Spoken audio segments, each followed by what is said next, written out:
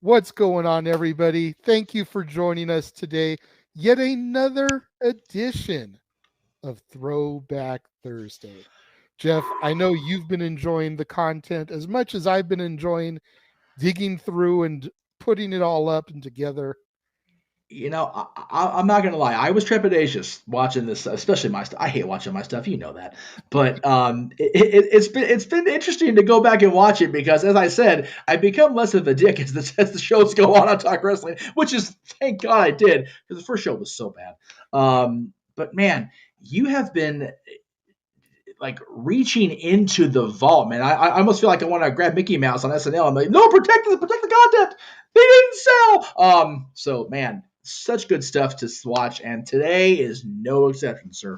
Yes, thank you once again to Aaron Rift of the NoDQ YouTube channel, James Hebert of the JH95/FTW Productions, Noel Foster from the Simple Man brand, and of course, you, good sir, for the Yes. Jeff Meacham Network, for allowing me access to all the content that was previously discussed in private Yes. amongst all of you guys, because there are limitations about what can and can't be posted, but Yeah, unfortunately. especially a big thank you once again to Aaron Rift for allowing me access to the no DQ stuff. That stuff has really helped make the process and the Throwback Thursdays succeed and thrive, I think. Absolutely. Sit back, relax, everybody, enjoy as we bring to you yet another week of Throwback Thursday content.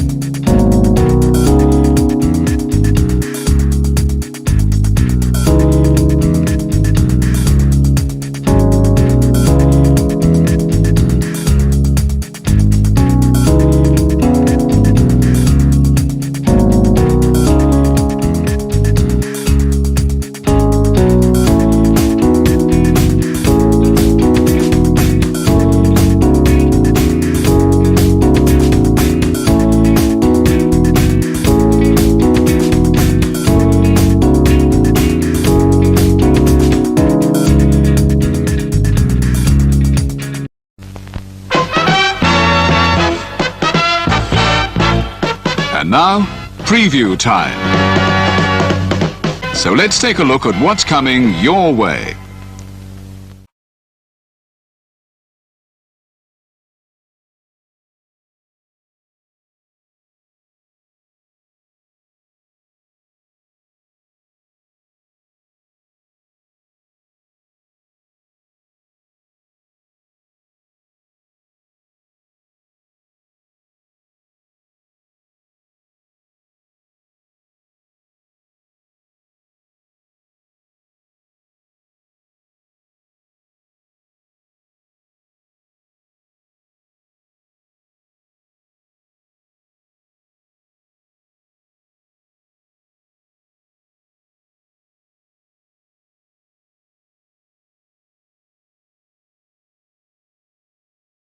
You ever wanted to come into a sports bar where the barkeeps know their game? Well, the Jeff Meacham Network, Multiverse of Media has got a production just for you. Sit down and relax as the stat boy and his partner break down the statistics in all things sports. Whether it's football, basketball, motorsports, baseball, hockey, soccer, professional wrestling, mixed martial arts, boxing, and much, much more. All are welcome. Your barkeeps here keep you up to date and in the know of everything going on in sports, while also having a pleasant conversation about it all. Your host and owner of the bar, Stat Boy Mike.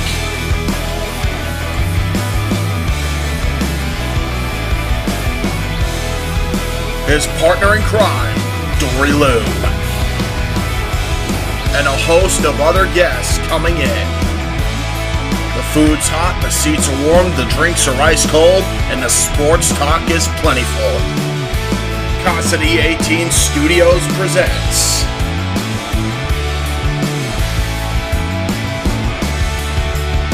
Stat Boy Sports Bar.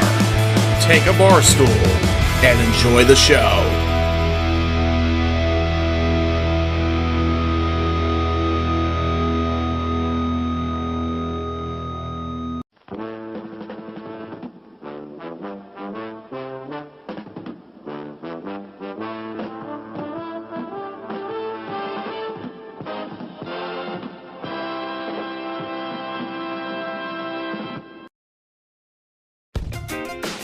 The Casa D18 Studios, an affiliate of the Jeff Meacham Network, Multiverse of Media, proudly presents this retro content from the Casa D18 Studios.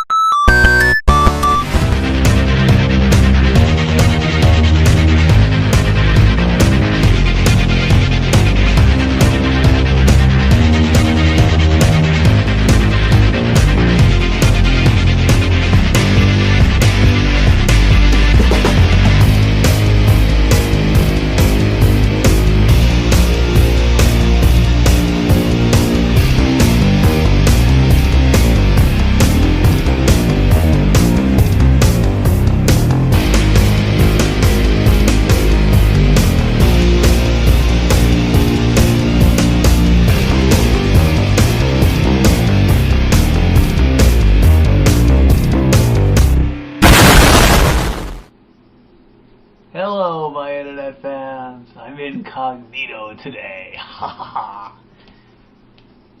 gonna just let this sit for a little second here. Hold on. Yeah.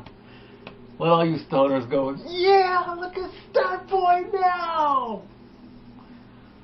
I just can't wait to see the comments on this. I'm only 15 seconds into the show. This is great, man. This is like, I'm the Unistat boy. Yeah. Okay, I've had my fun for whatever.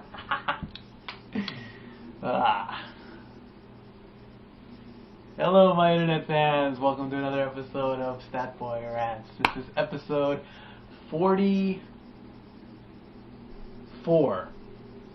Yeah, 44. 44 or 43. I don't even know. I'm having so much fun.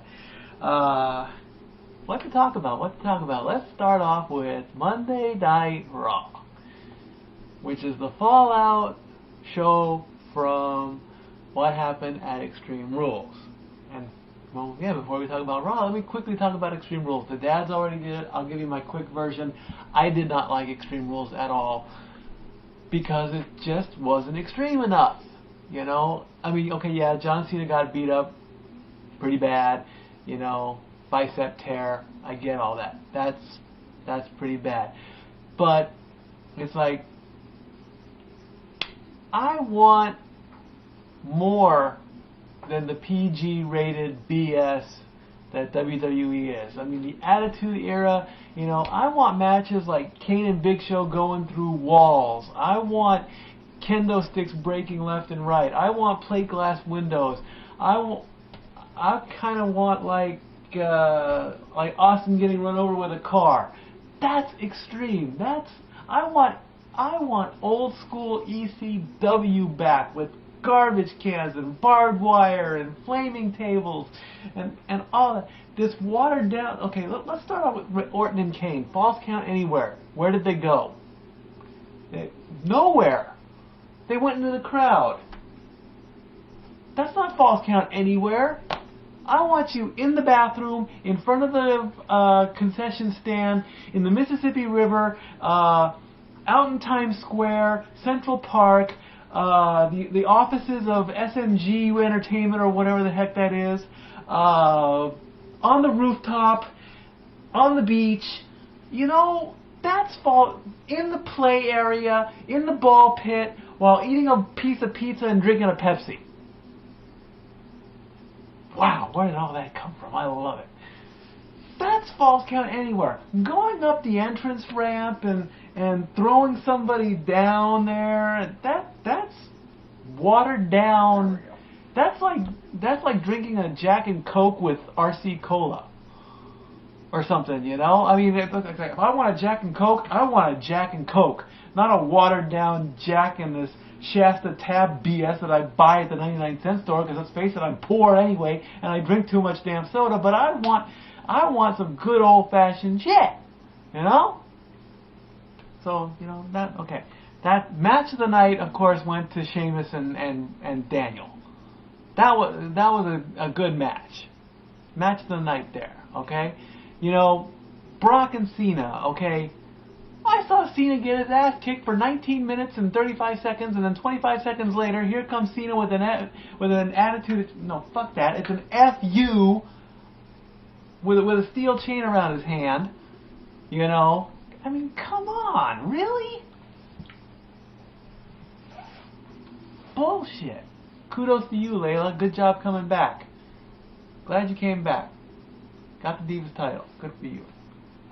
Oh, what else pissed me off about... the Chicago street fight. Like I said in my prediction show, the last good Chicago...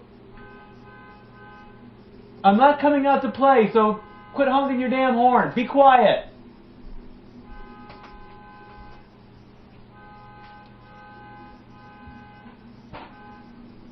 You done? That's one of my fans. Yeah. It sounds more like an alarm than a... Anyway, I'm going to work through that. Anyway, like I said, the last good Chicago street fight was LOD and Ahmed Johnson against the Nation of Domination. Because they literally used the kitchen sink. You know? The Chicago street fight that just happened, it was so boring I didn't even remember what happened. I do remember CM Punk won, which of course we knew that was going to happen. But I mean, I want the extreme. Not the extreme. I don't want that crap. What was that again? I'm not doing that again. Oh. You're going to have to play that back. Stoners, play back that little extreme and then do that. Play that back over and over again while you're smoking your ganja. How about that? So now we'll go to Monday Night Raw. And, of course, you know, Brock and Laurinaitis are in the ring. And, you know, Brock is there. And he's like, you know, I took John Cena to the edge. Oh, I beat him. He's got a busted arm and all. Here comes Triple H. You know, the contract thing, clever. But I've actually read somewhere that even if a contract gets destroyed, it's still legit. I read that somewhere. I think it was actually Pop-Up Video. I love Pop-Up Video. And of course, Brock snaps, because let's face it, he's got the temper of a 2-year-old, and of course he locks the Kimura on Triple H, and he legitimately breaks his arm. Triple H's arm is broken. He is going to be... He can come out and do stuff and whatever. And the story is now that Brock is gone. Don't know for how long or whatever, you know. And Cena's coming out, and now we got Cena versus John Laurinaitis at Over the Limit or Over the Edge or whatever the hell this pay-per-view is called. I mean, I am begging my brothers at Casa D18, do not waste your money 2 months in a row. Please. Unless all the title matches, you know, that come up, if any, are good, do not waste your money on this pay-per-view. Please. Because I do not want to see Cena and Laurinaitis' antics. Because let's face it, he's not gonna wrestle the match. He's gonna go in the back and he's gonna find all the mid-carders and big guys that will do the dirty work for him because they have a paycheck coming. And then eventually John Cena's gonna get a good sucker punch in or whatever. He's gonna beat down Laurinaitis. He'll hoist him up for the attitude adjustment, FU, whatever you want to call it. and get the pin. You know Cena is going to get some kind of redemption at the pay-per-view. Because if you read one of my latest tweets, I tweeted this to the Bella Twins. I said, not cool that you got fired for backstage bickering. Wrestling fans aren't dumb. Now, if you absolutely need clarification as to what happened on the Bella Twins, their contract expired and they did not renew, which is okay. That's okay. They fulfilled all their requirements. They don't want to be there, I guess, and they walked out. And that's okay. If you fulfill your contract and you don't want to re-sign, you end up winning. If you get offered a contract, you sign it and you walk out, and you don't fulfill it, then you're a quitter and you're not cool. Okay? Now, again, the only other positive excuse is if you're sick. Like you get sick or you get hurt or something. But Well, injured or hurt. Injured, hurt, or sick. Okay. Yeah. Because there is a difference according to John Cena. So. Between being injured and being hurt? Yes. If you're hurt, you go out there and work. If you're injured, you're injured. Okay. But what if you're sick? I mean, Then you need better medication. Oh, okay. I mean, not like a cold sick. I mean, I know what you mean. to where you do need to be hospitalized. I know what you mean. Yeah. I'm just giving you shit. Thank you. Okay. Okay. Let's see. Anything else major happen on Raw that I really want to talk about? This whole Teddy thing just needs to be done with because I'm done with that. I'm waiting for Teddy Long to just break down and cry on camera. So that storyline needs to die. We got new tag team champions. As much as I did like Primo and Epico with the belts and seeing Rosa Mendez come out in those as tight as possible short shorts, we have new tag team champions with Kofi Kingston and R-Truth. Again, it's one of those this person and this person tag team. They're not really established. They don't really have a cool team name or a cool team gimmick. Truth Boom. They want to be called the Truth Boom? I don't know. Air Truth? No Air Truth. Oh no, because Airs haven't been born. Yeah. Truth Boom. Truth Boom. We'll go Truth Boom. Or the little Jimmys. I don't know. The little Kofis. I gotta be little. I don't know. I'm just what. And R-Truth, what is it? What? Oh Lord! Wow, South Park is showing a bad thing. Okay. Okay, I'm watching. Yeah, it's the it's the Martha Stewart episode where she's okay. Yeah. Before we started taping tonight, we saw a triple overtime hockey game. Rangers won, by the way. We saw Jared Weaver pitch a no-hitter. Good job for you, Jared Weaver. We watched a couple episodes of Family Guy. And we watched a couple episodes of South Park, and I just saw Martha Stewart with her yay-hoo from here out to Sunday. Woo! The shit they put on TV. To answer your question off camera, I already tweeted we were taping that anyway, so the kayfabe's broken anyway. Could you just go, we're supposed to be like it's happening today. It's like, who cares? Who cares? Kayfabe's dead. Vince Kayfabe is dead, yeah. Kayfabe. Okay, yeah, back to R-Truth. What, this whole little give the booty shake to little Jimmy, I mean, really? Come on. Little Jimmy. Little Jimmy's important. Let's bring back, let somebody from the crowd, let a kid come out and be little Jimmy for the night. Yes, Renegade. So does this mean that Kofi and Truth will be defending the titles into the Freebird rule, and little Jimmy can tag in? If God can have a match, show for little Jimmy. Yeah. I like that. Oh, Funkasaurus. Like he brought in some fans from the ring. Why?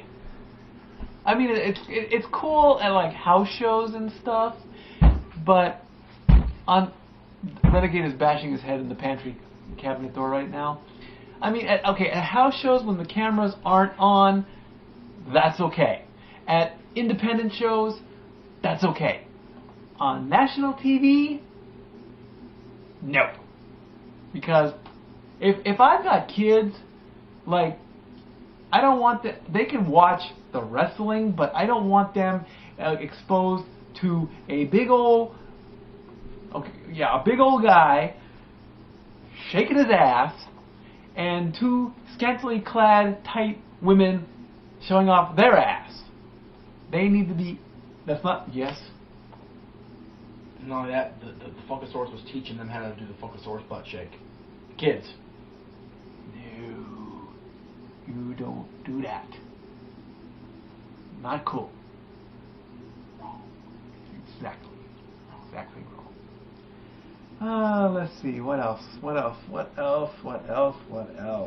is happening in wrestling? Rey Mysterio! A suspension just before you come back from injury? What's the matter? The regular stuff ain't no good for you? You gotta go for that other stuff? Why? Why, guys? Why? I understand how difficult the business can be, but don't the words drugs are bad mean something? I mean, if you go out and you do like a PSA or something, or you're in an assembly at a school, and you tell the kids, you know, don't be a bully, don't do drugs, don't do this, don't cheat, and you end up doing, you are the biggest hypocrite I've ever seen.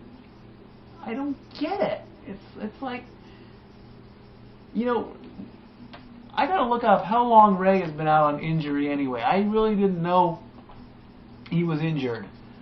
I thought he just wanted time off or whatever. And now to get an extra 2-month vacation, it's like, what are you doing there, Ray? SummerSlam 2001. Oh, 2011. Wow. He's been out since SummerSlam 2011. Right around there. He was in that 6-man with Kofi and Morrison against Miz, Alberto, and Truth.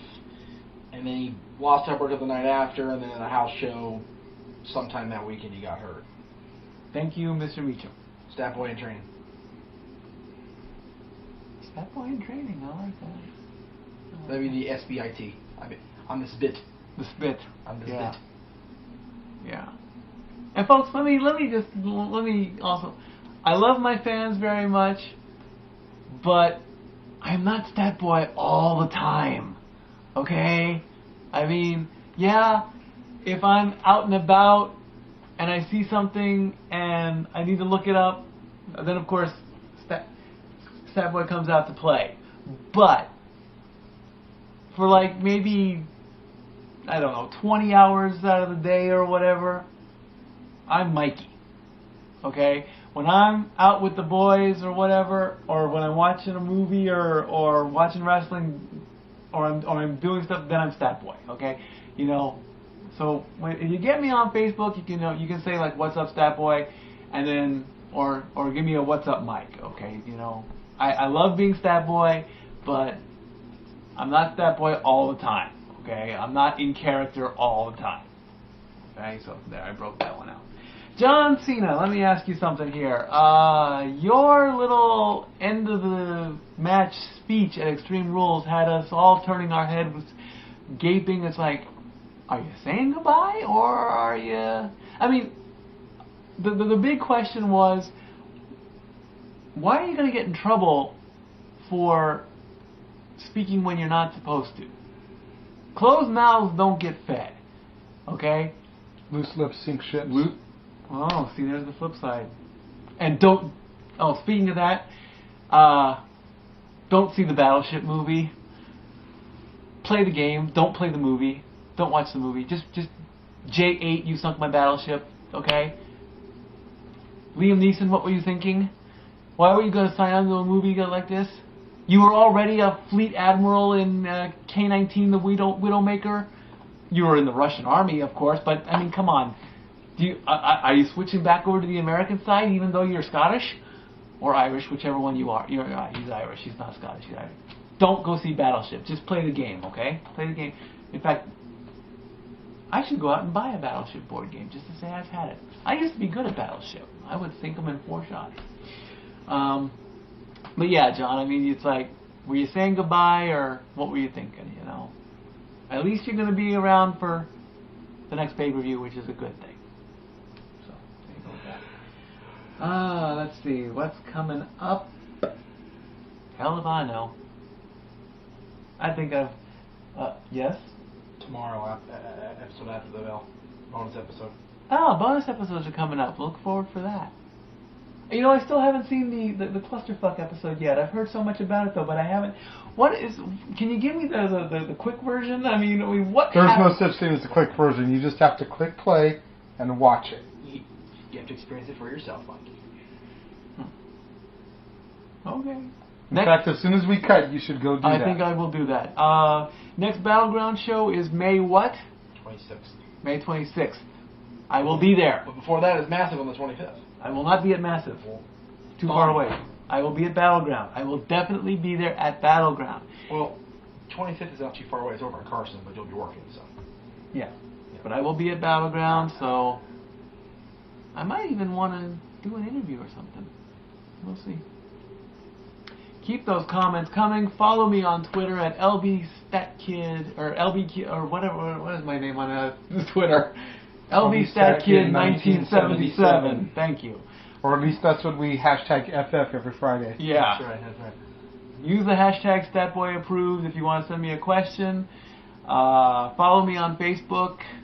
And keep those comments coming.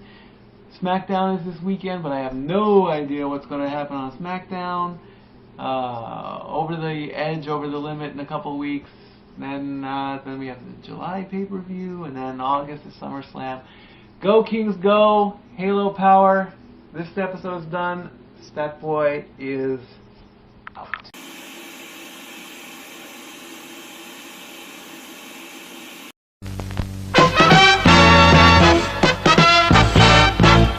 And now, preview time. So let's take a look at what's coming your way.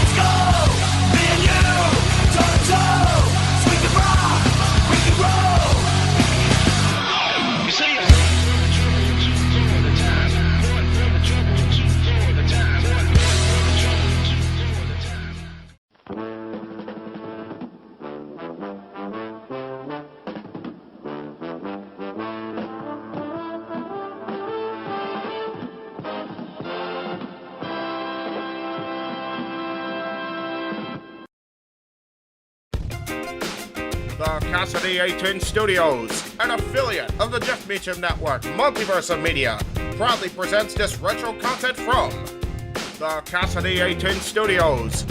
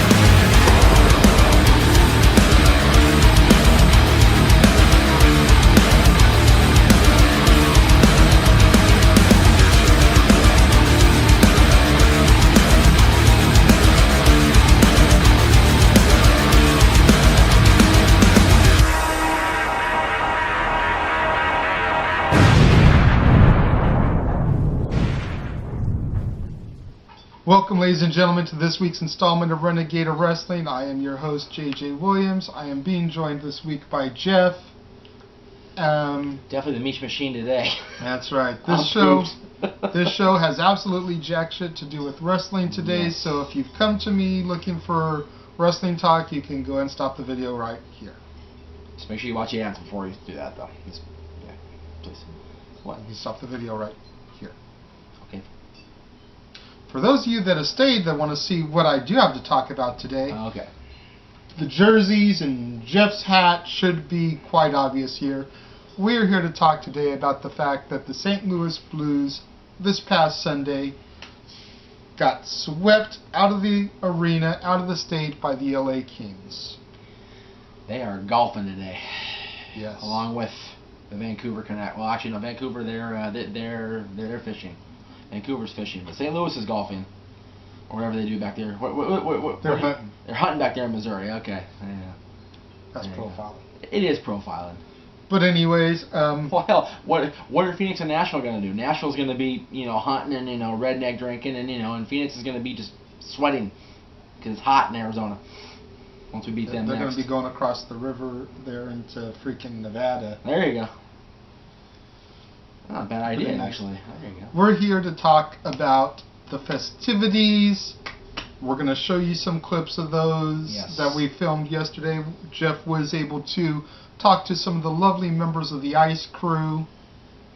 Buddies. So if nothing else, stay up tuned for the rest of the show for some hot chicks. There you go. As opposed to our ugly mugs, Yes. especially with the freaking Grizzly the Adams. playoff going over beer here. that will just not die. Damn it. Hey, but as a result of yesterday, you now have $50 on that beer.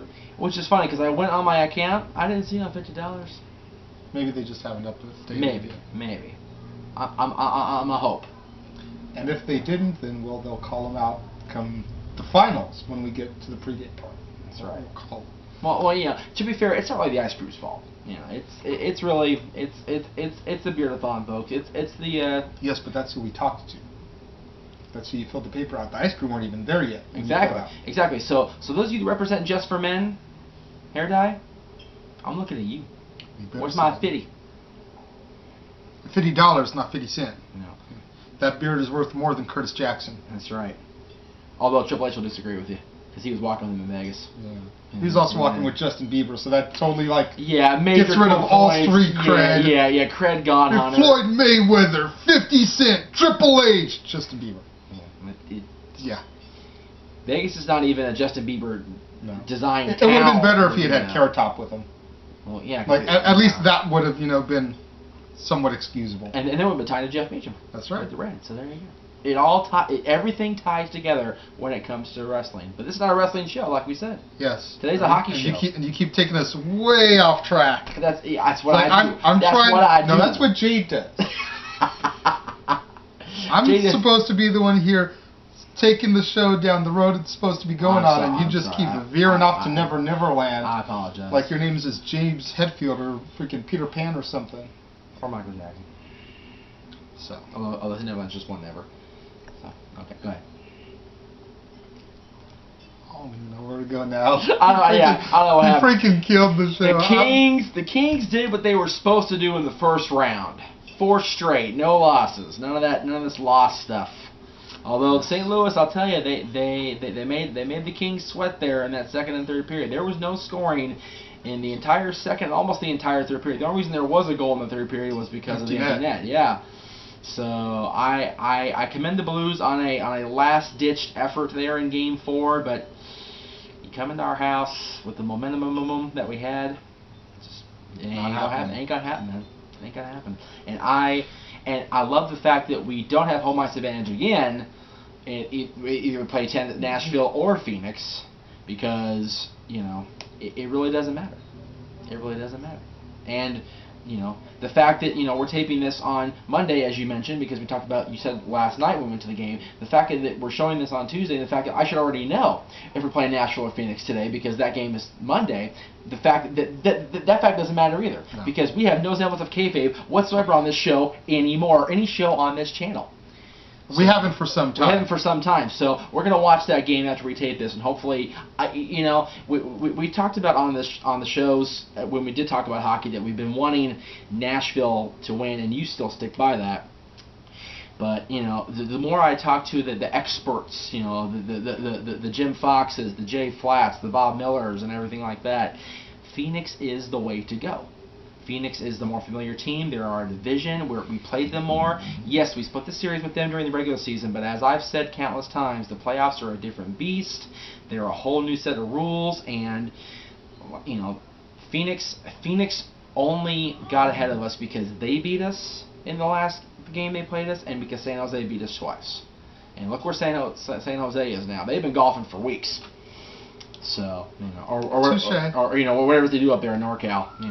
They go to Hoodsland. They go to FTW. That's right. With Ray Losas.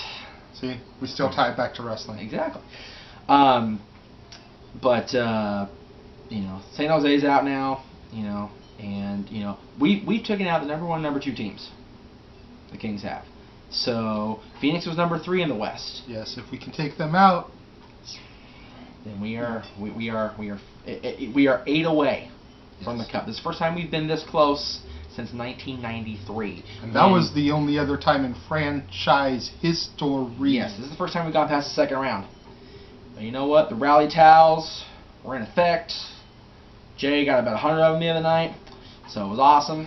Have you noticed that they started putting those on the chairs in the arenas now? Yeah, and because they ran out the first night when they were giving out the MIB towels because they were just handing them to everybody as they walked in, kids included. People that didn't even pay for a seat technically. Yeah, because they were getting towels. Because these games have been only. So now they're freaking putting the towels on the seats pregame, and everyone that's paid for their seat, paid for their ticket, gets their towel when they sit down in their seat. Except for you, you got 2 when you sat down in the first place. Yeah, it's not my fault that they effed up. It's not. It's not at all.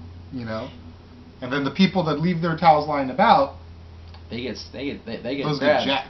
But do you know what also? So do LA King's scarves. That's right. And you know what also happens post game besides grabbing of towels? Jeff cries. That's right. I was boo-hooing, sitting there because, I love your mom, I love your stepdad, but goddamn, those seats are a bitch to climb to with one good knee. They are. Yeah, those of you who aren't aware, cause I don't know if I put this out there in TV in the internet land. I sprained my knee last week. It hurts like a mother, and trying to climb however many stairs it is, then how many seats over. Row 12 of the 300 section. I think there's only like 16 or 17 something rows. like there's that. Like 5 rows behind us. We're almost as high in that building as you can get. Yeah, and then we're in the middle. We're in seats 15 and 16. It's like the joke I told back in 11 when I went to the Raw where The Rock came back. Oh yeah, because we were in the very last row of the highest section of the pond. Yeah, we were higher than Rob Van Dam watching the Cheech and Chong marathon. Yeah, seriously. It is way the fuck up there. I've sat in I went with a friend once and we sat over in 305 over there and where the Dyers used to be. Oh my God, your seats are higher. Like, holy shit. But so climbing up there. But big thank you to my stepdad and my mom for hooking us up with most definitely. But climbing 12 rows up and then 6 or 7 seats in because we're in 15 and 16. Right on the blue line, the visiting section's blue line. Yes, right there. And it's just like with this thing, it's like I got a reprieve second period because I had to help the booster club. But third period, I'm looking and it's like it's just not going to happen. So we sat there watching on the TV in the Staples Center with my leg propped up and everything. And how was it working the Booster Club booth? Your first game as a member of the board. It's a lot of fun. I mean, the fans really get into what the Booster Club does. What we do during the games is we essentially raffle off little like poker style chips with the guys' names and the label first goal. Like so if let's say Dustin Brown gets the first goal of the game or whatever, and you have that chip, you get a certain amount of the pot. Cool. Well, Jordan Nolan was the man on Sunday because he got the first goal and the first penalty. So if you had Jordan Nolan's name, you were winner chicken dinner. There you go. So we had people coming back. We had getting envelopes out left and right. That was fun. We also do the puck for a buck, which we have an autographed puck from a particular player. This time was Mike Richards, who has been a super duper star in the last few weeks of the season and the playoffs. No question about that. And you put down the puck. You put down as many dollars as you want.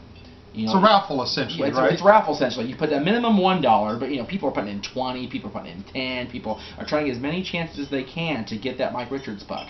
I'm looking forward to Game 3 and 4 next series because I think we're gonna have Kopi.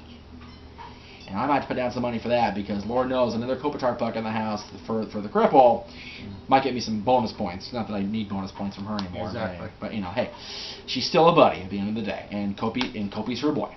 So, but I did that. We had we just have a lot of fun, and the Booster Club is a little tight knit family at the end of the day, and we have a lot of fun on the board. I went to the meeting a couple weeks ago, and it's fun, and I enjoyed myself thoroughly. I can't wait to see what happens once I actually get my position rolling.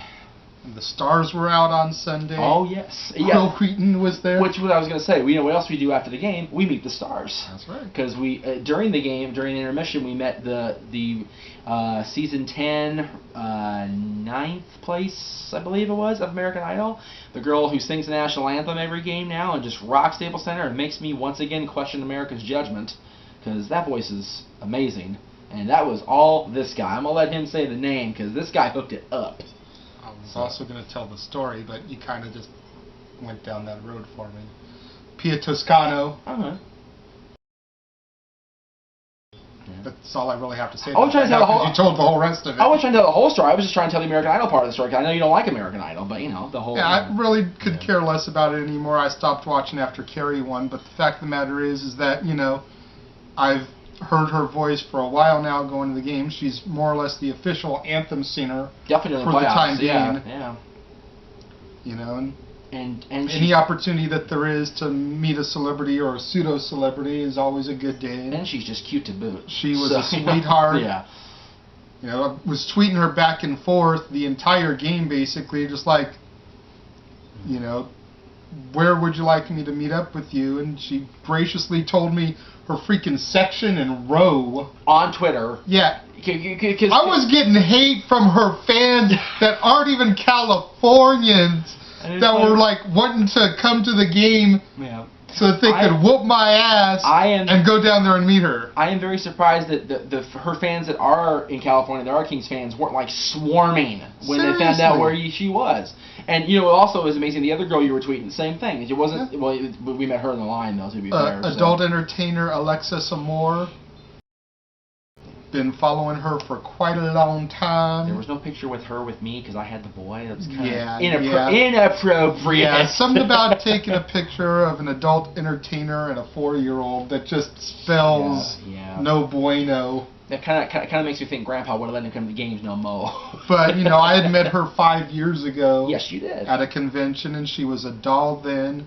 She tweets me back and forth quite frequently on Twitter. Yeah, she's cool. And once again was willing to meet up and take pictures in our Kings gear. Yes, those pictures can now be found on my Renegade of Wrestling JJ Williams Facebook fan page. I'll put them on my personal fan page, on my personal Facebook, which is none of y'all's damn business. I don't even know why. Pre-game, we also bumped into Tom Arnold. Seriously, we're sitting there out in the middle of the street.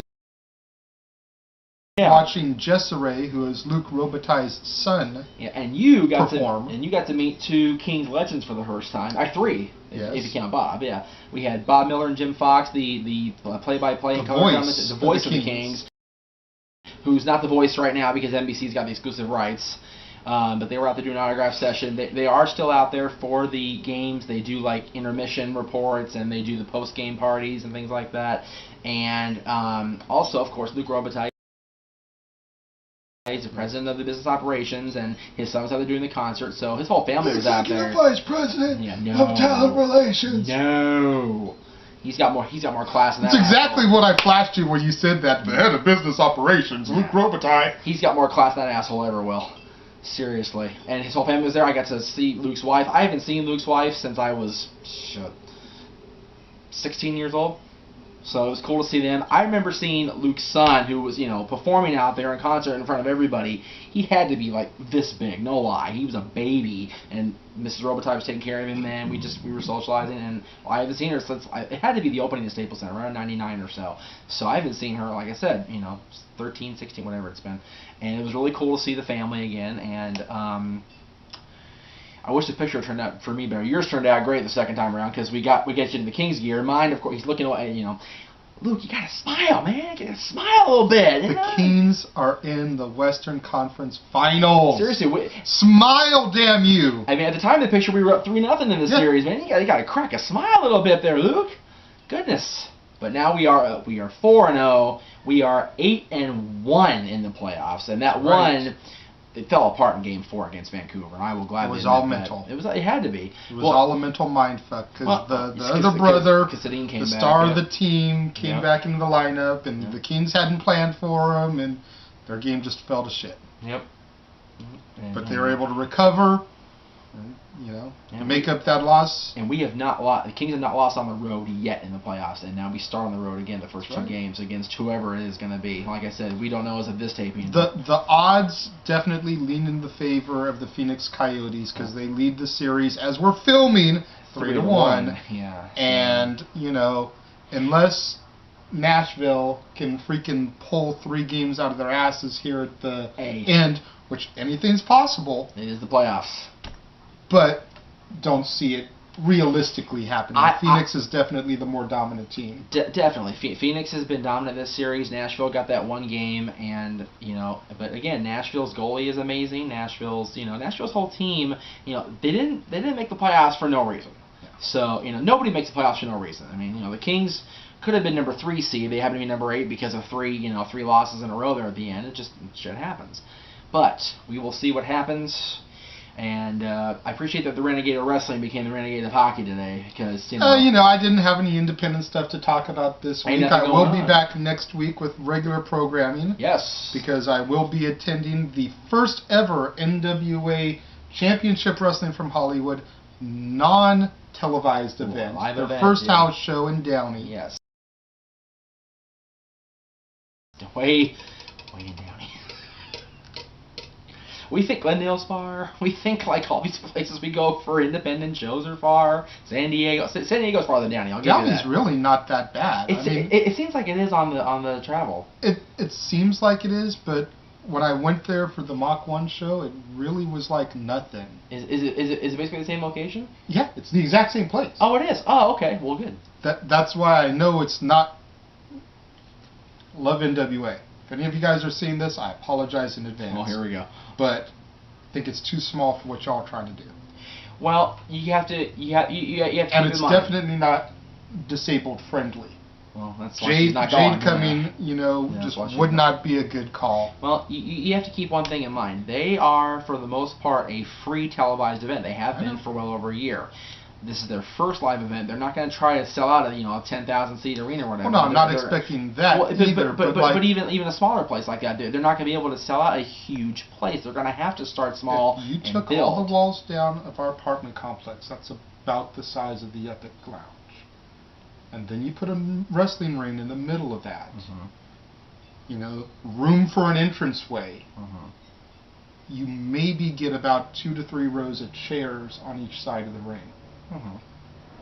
Well, again, which in the grand scheme of things is you can get 3 rows of 20.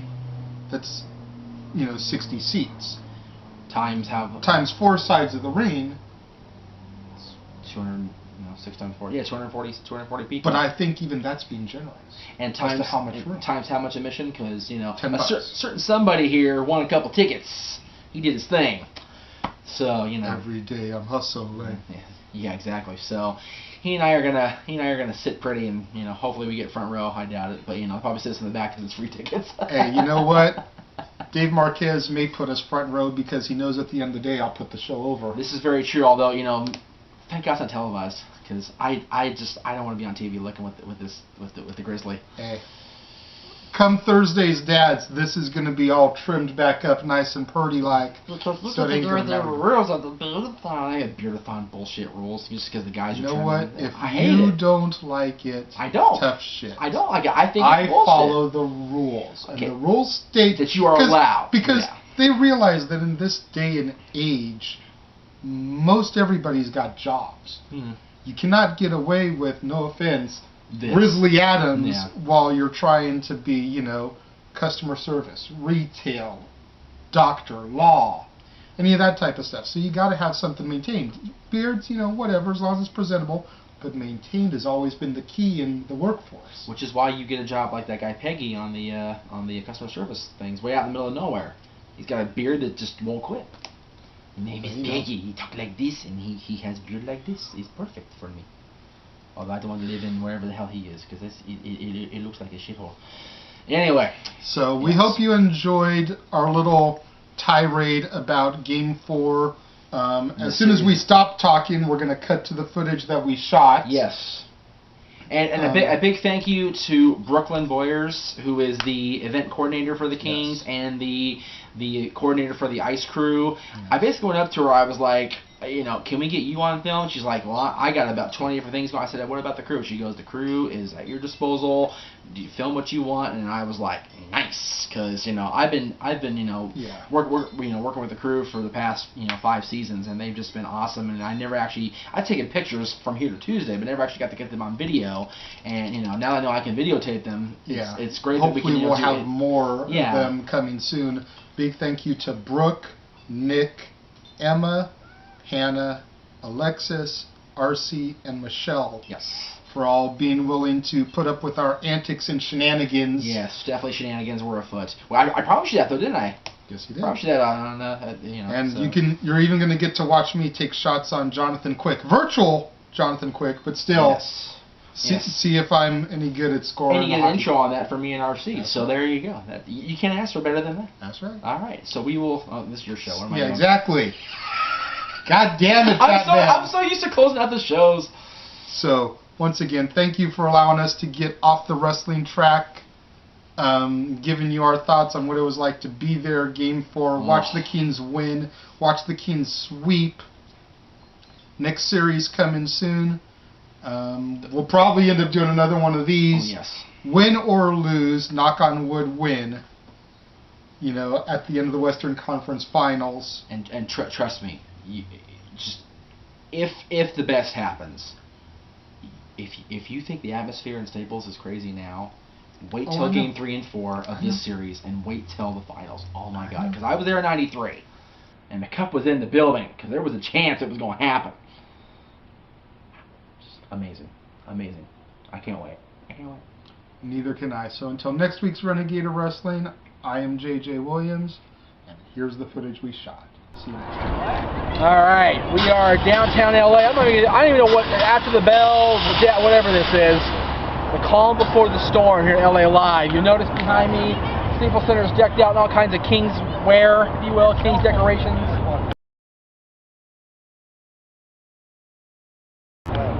3 hours and counting until the puck drops at Staples Center for Game 4 against St. Louis. After this game is over, there will be shenanigans. Oh yes, because we're going to have fun tonight. Stay tuned. Alright, outside here live with Brooke and Nick from the Ice Crew. Guys, what can we forward to today out here? Not everything's ready to go yet. We're still early. What do we got for today? Well, we have playoff energy in there already. The plaza's packed with all the Kings favorites. Rocco's Tattoos, Jesse Ray is going to be performing. We've got the stage set up, the beer garden. It might be in the morning time, but it's definitely playoff energy already. Absolutely. Looking forward to it. Go Kings! Woo! Alright, more here at LA Live. We're at the Beardathon booth with Alexis, Hannah, and Emma. Guys, talk about what's going on here. Right now we're doing the Beardathon. We're raising money for care and everything. And we're giving away free beer for men. And once you sign up, you'll be able to get free beer dive. So pretty much what the Beardathon is if you take the legs, throw your beard out, keep your beard the entire time the Kings are in the playoffs. So if you sign up for the pledge, we donate $50 to Kings for free. It's for the kids. It's a good cause. Come on out, do it. Go Kings! Alright, back out here with Michelle, the family's favorite Ice Crew member. We love this girl to death. Dylan's favorite. I want to talk to you because you've been with the Ice Crew longer than anybody that we talk to, generally speaking, and the energy of the band has been like Stanley Cup final level, and I just wanted to ask you how you feel because you've been here longer than anybody. I completely agree. I feel like the passion and the amount of energy in the building, and even here in Canton, it's insane. I've never seen it this way in my 5 seasons here. So we're all pumped. We're all excited. We're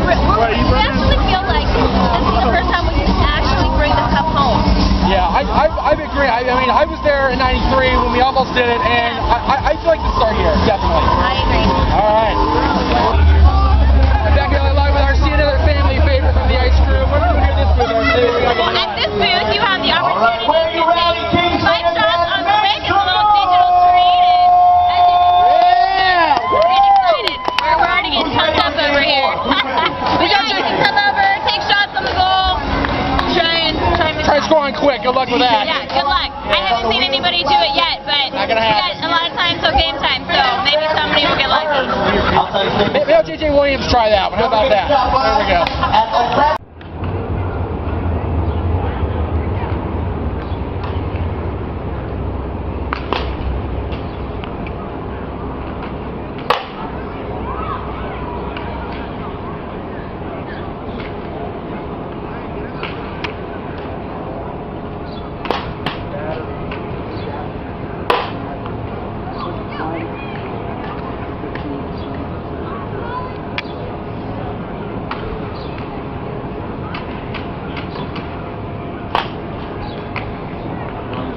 That was way wide, that one, homie.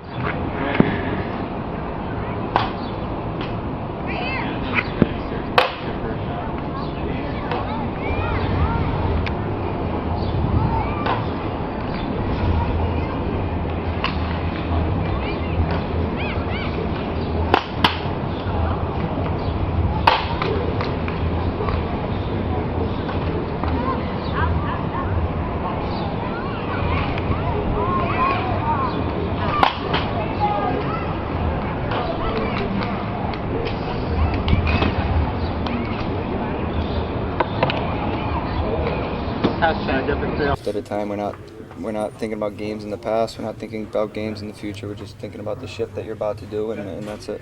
You know, I'm proud of this group to do that, but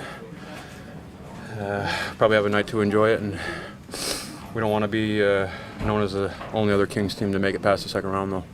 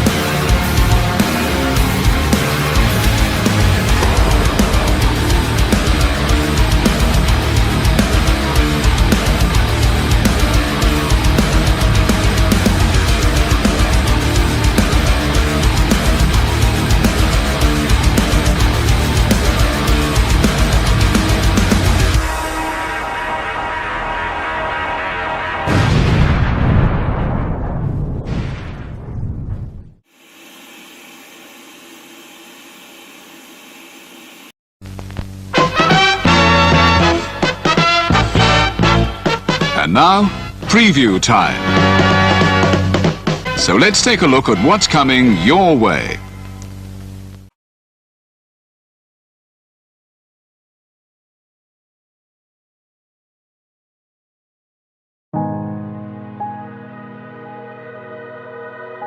Gary Hebert, the man, the myth, the legend.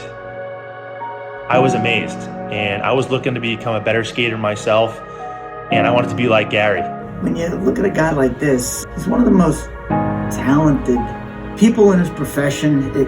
He's been given gifts by God. It can get frustrating at times when you're trying things that, that maybe don't come as quickly to you as other things. And, you never really felt that sense of frustration with Gary. It was always about improvement and positive reinforcement. Was it really the end? Was that head injury really the end? God has called Gary to continue to be a blessing to others and to be a passionate example. My name is Gary Hebert.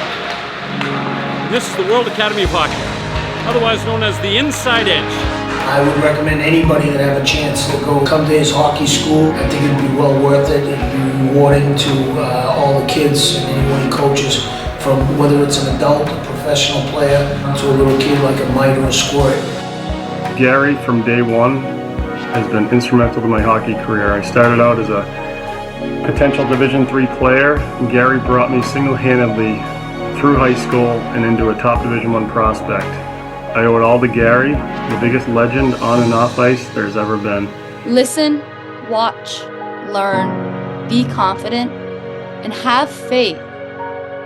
Those are the answers I was brought to. Yet, I only now am really learning how truly important those 5 things are. Through preparation, through appropriate thoughtfulness and thinking, we can learn to untie the typical knots between our ears that drive us into underachievement and underperformance. And lo and behold, we can learn, I think, to fulfill our God-given potentials.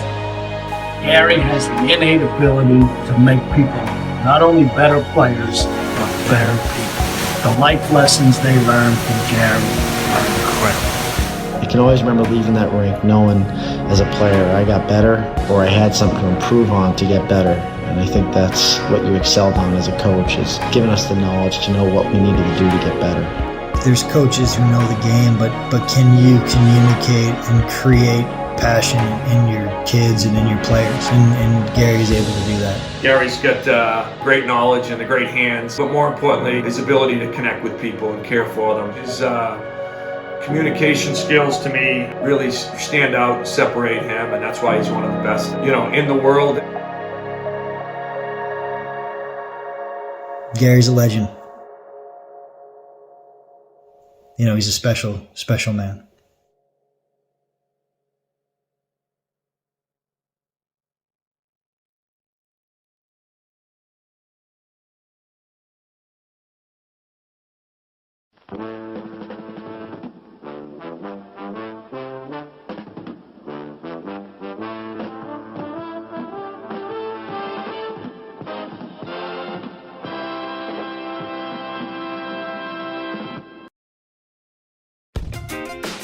The Casa D18 Studios, an affiliate of the Jeff Meacham Network, Multiverse of Media, proudly presents this retro content from the Casa D18 Studios. Ready.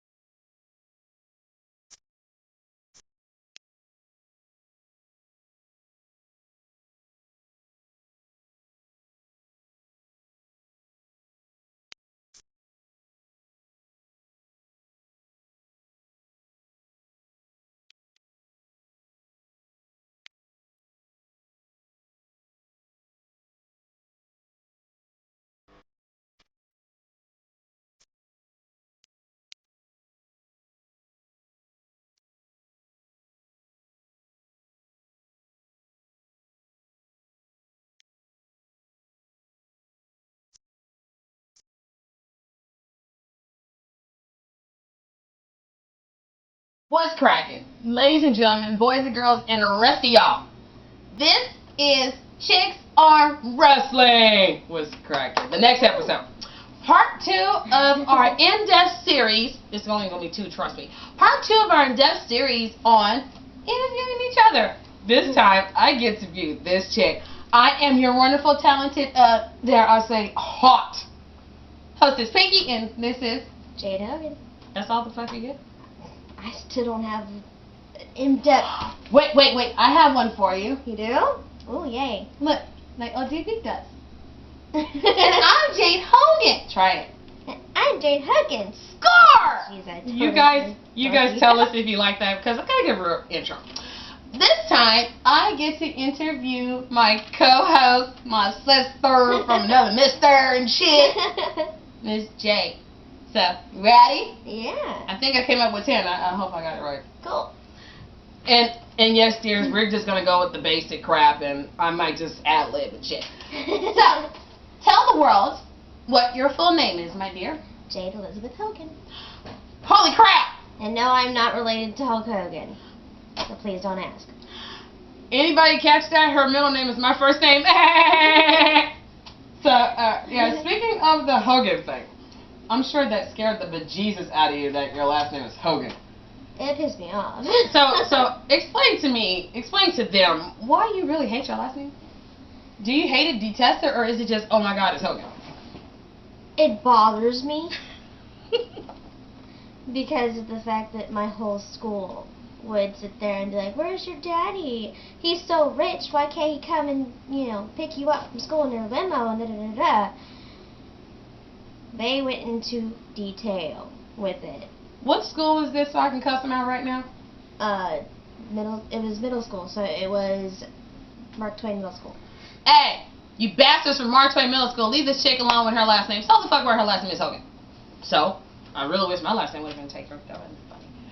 But I'm sorry to pull that on you. It's okay. Her daddy wasn't rich and her daddy ain't Hogan, so shut up! Anyway. Yeah, my daddy ain't rich, definitely. You a dumbass. So, tell us, where were you born, my dear? Venice, California. She's a California chick. Venice Beach, baby. Yeah. I have a question. How tough is it to be a single mom? Whew. And how old is your child and name and shit like that? Tell the world. It is very difficult, especially being a disabled single mom. Mm-hmm. Being disabled itself is hard on itself, but then you add a child to it that's running around like crazy and you can't catch because you can't exactly, run after walk after him or anything. I'm sitting there crawling after him instead. That must have been scary. And how old is your child? He is 4.5. Aww. He will be 5 in April. Very cool. And tell the world what his beautiful name is. Dylan Evan Meacham Wedge. The middle name. I wonder. Where does Dylan's middle name come from? It actually has to do with wrestling. Woo-woo! His godfather is an actual independent wrestler, Jack Evans. Very nice. Very nice. So he just took the S off of it and said Evans, or Evan, and it's a double meaning. It's Jack Evans, and it's my favorite cousin's name. Oh, cool. So Evan is one of my favorite cousins, so I said, oh, Dylan Evan. That sounds so pretty. It does. And it worked. Awesome. Question. Why do you think the fans don't like you? Or do you even give a fuck that they don't like you? I used to. I used to bug the shit out of me. And excuse my language. But you don't care. It did. It used to bug the crap out of me. But, being in this business, you can't let it. You have to let it just brush off your shoulder.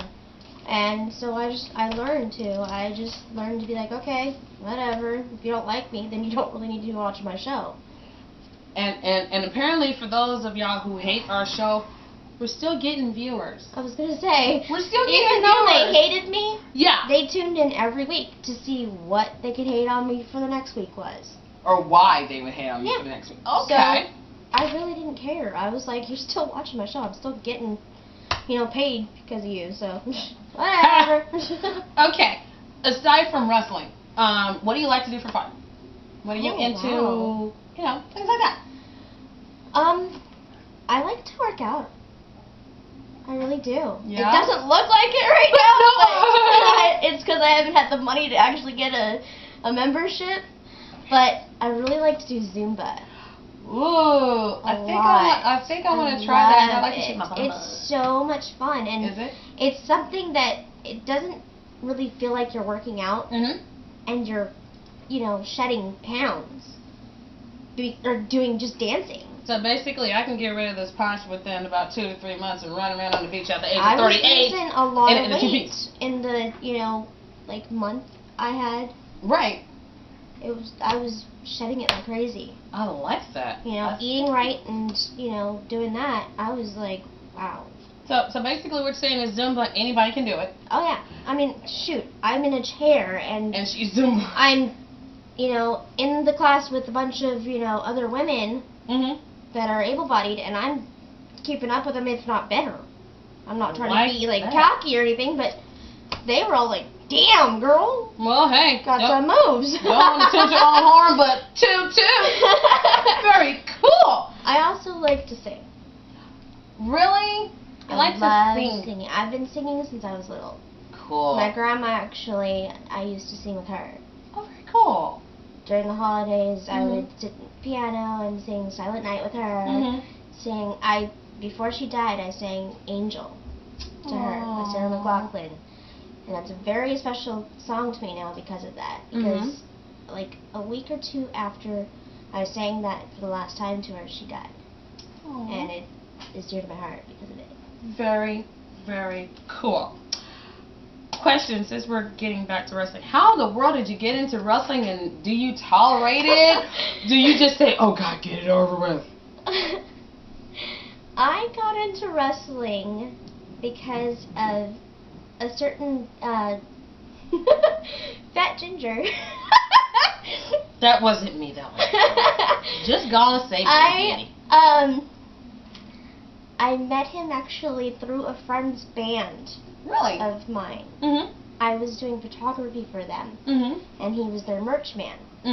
And he thought I was so cute, wanted to meet me the whole time, and so, like, he got drunk one of the times that he was at the show, and got up the courage to come over to me, and he was like, "You're really cute," and da-da-da-da-da. And we started, like, talking, and he asked for my number. And the next day, he was on a boat for his aunt's wedding. Drunk off his butt, because there was an open bar. Oh, lovely. Called me 5 times.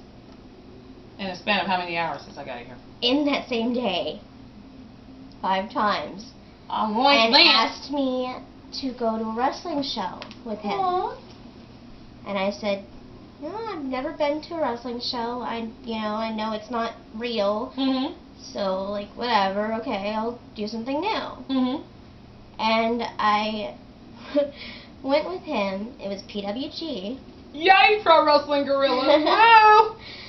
And he got me in, and I sat there going, "This is so dumb. Because I know this is not real. This is so dumb." He said, "You know what? You just gotta remember that it's an art. You have to just let yourself not think about the fact that it's, fake and it's scripted and everything, and just look at the ability of it." And I did that, and I was hooked. Wow. I was hooked from then on. And actually, that goes into how I got with him. What?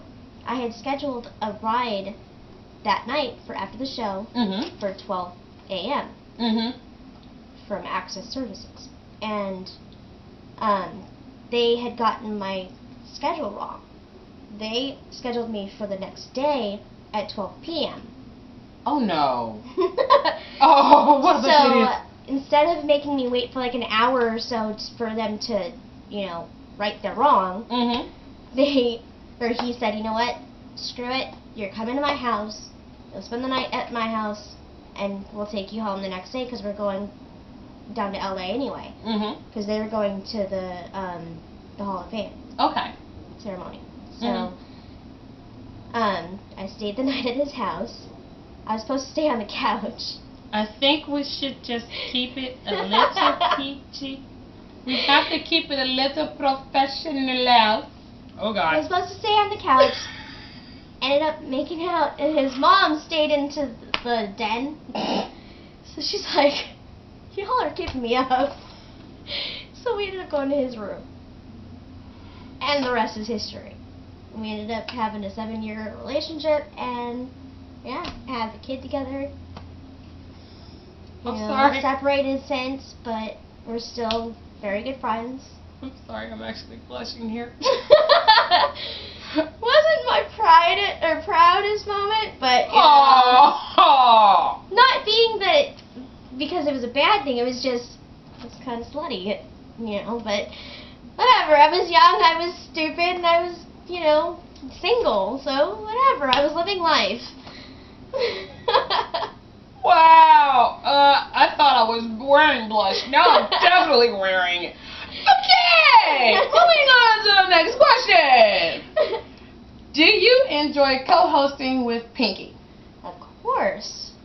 If you don't, you can just go ahead and say it now. I'm totally not going to shoot you in the I really head. do. I actually have a lot of fun co-hosting with you because you're so vibrant with your words and everything, and I'm so mellow. We just totally work together.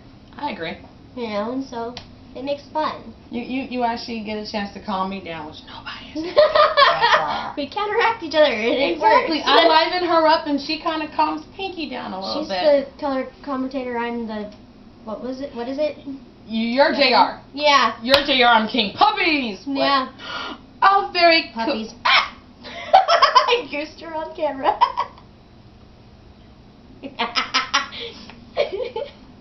I have nothing to say.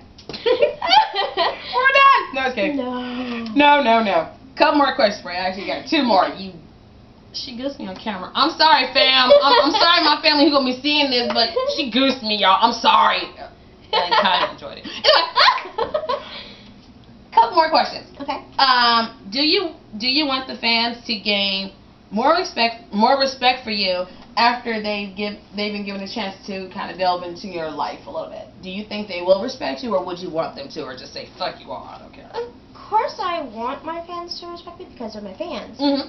If you're a fan of somebody, you have respect for them. True, I agree. Mm-hmm. If you're not respecting that person, you're not a fan of theirs. Do I care? Do you care? If they do? Mm-hmm. No. Okay. Not anymore because of the fact that I've had so many haters. I really don't care. I'm still going to do the show regardless. I still love doing the show. Mm-hmm. And no one's really going to stop me except for myself. I know that's right. Say that. Hallelujah. Praise him. Woo woo. Final question. We are going to play word association. Yay! I have 4 of them for you. She wanted me to do this to her, and I just, do that too. Well, number 1, wrestling. Chaos. And we don't mean Joey Chaos either. Okay. Number 2, in the pink and chicks on wrestling. Difference. There's a lot of difference between the two. I agree. Because you have your personality all on your own when you're just in the pink. But like we said, we counteract each other when we're together on Chicks on Wrestling. So it's totally different. I like that. Different. Number 3, Stat Boy. Hot. Stat Boy, you got some love there, baby. And the last one, being a mom. Joy. Aww. Because he's my life. That's very sweet. He is definitely the most. I'm trying not to cry. It's okay. Tissue. It's okay. It's okay, Mama. Sorry. He is definitely something that has saved me. Yeah? From definitely. What? Yourself? From depression, from hatred, from laziness. Maybe don't want you to mess up pre-makeup. Laziness. He makes me have to do things. Yeah. I can't just sit on my ass, when he's around. I have to do things to help him survive. Gotcha. I can't just sit there. I can now. I can sit there and say, to a couple of things. You can do this on your own. You can do it, for yourself. But I have to get up every morning and get him his breakfast. I have to feed him his dinner. I have to make sure he, brushes his teeth. I have to be there as somebody for him. And so I can't be lazy. I know that's right. And with that being said, this has been Chicks Are Wrestling, and I think I'm gonna cry my makeup. Don't. I know, I spent too much time on this. Okay, this has been Chicks on Wrestling. Tune in to Blog Talk Radio with Sean Cloth, and check us out. Check us out. Period. Check us out on YouTube. Check us out on Facebook, on Chicks on Wrestling. Check me out, my new Facebook page in the pink. This has actually been pretty damn fun. This is really cool. This was really cool. I am your hostess, Pinky. This is my girl, Jade Hogan. Yeah. And we will check you later. Ciao. Ready.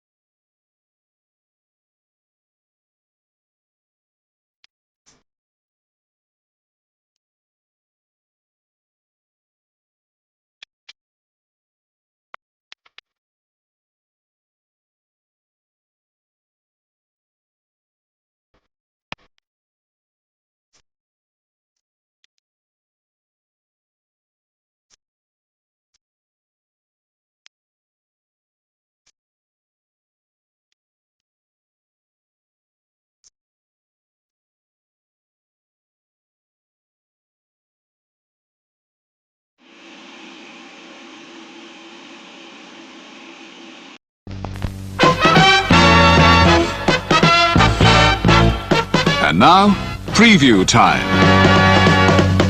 So let's take a look at what's coming your way.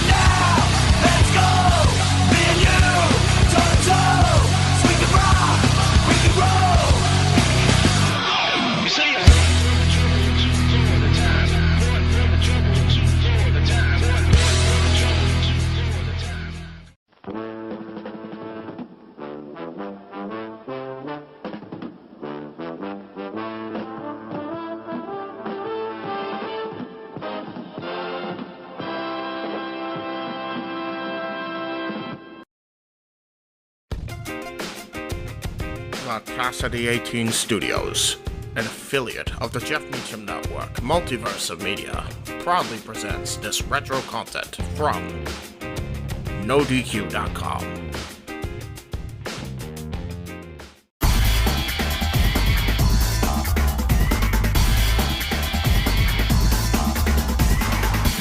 Hey everybody, welcome to another edition of NoDQ&A Video here on NoDQ.com.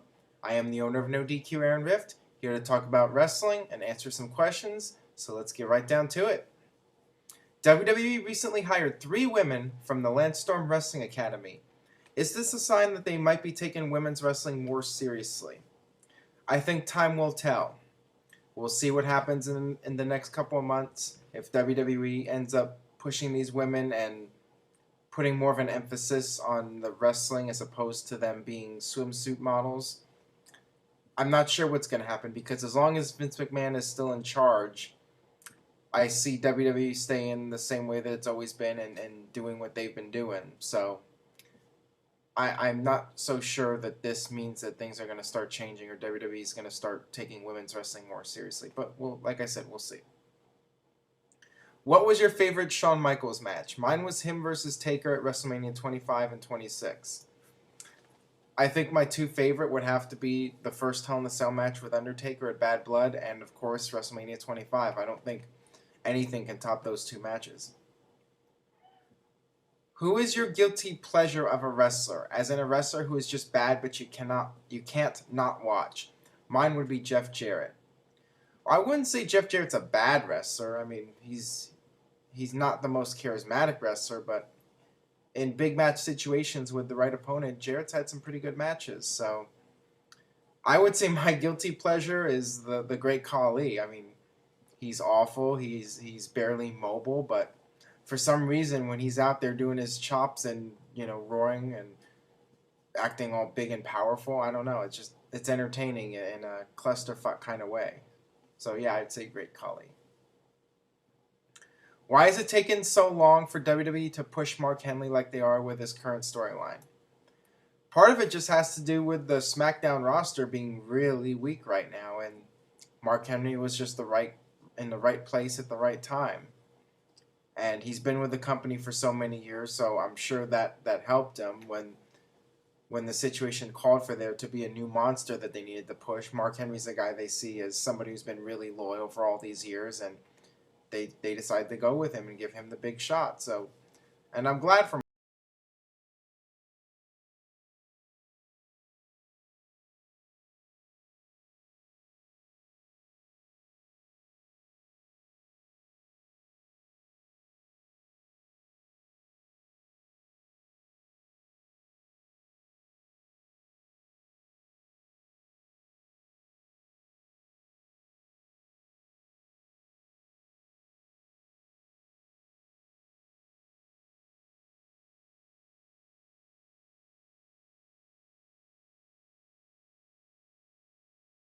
now, I suspect TNA will be in the exact same situation. They will be doing their 1.1 ratings. They will be doing their 2,000 people at the house shows if they're lucky. They will be doing their 8,000 pay-per-view buys, and that's just the way it's going to be. So, it's weird because we've said for years, oh, this is going to be it for TNA. They're going to go down. They cannot stay around much longer. But I mean, here's the bottom line: as long as TNA has Spike TV, I think they're safe. That television deal is live or die for TNA, in my opinion. Just like when WCW, the final nail in the coffin for WCW was when they lost their TV deal, when the people in Turner decided to cancel wrestling on the stations. That was the death blow for TNA. So I think TNA will be okay as long as they continue to have Impact Wrestling on Spike TV. When do you see WWE getting rid of William Regal and Goldust? After all, it's only a matter of time because they haven't done squat with him in the last 2+ years.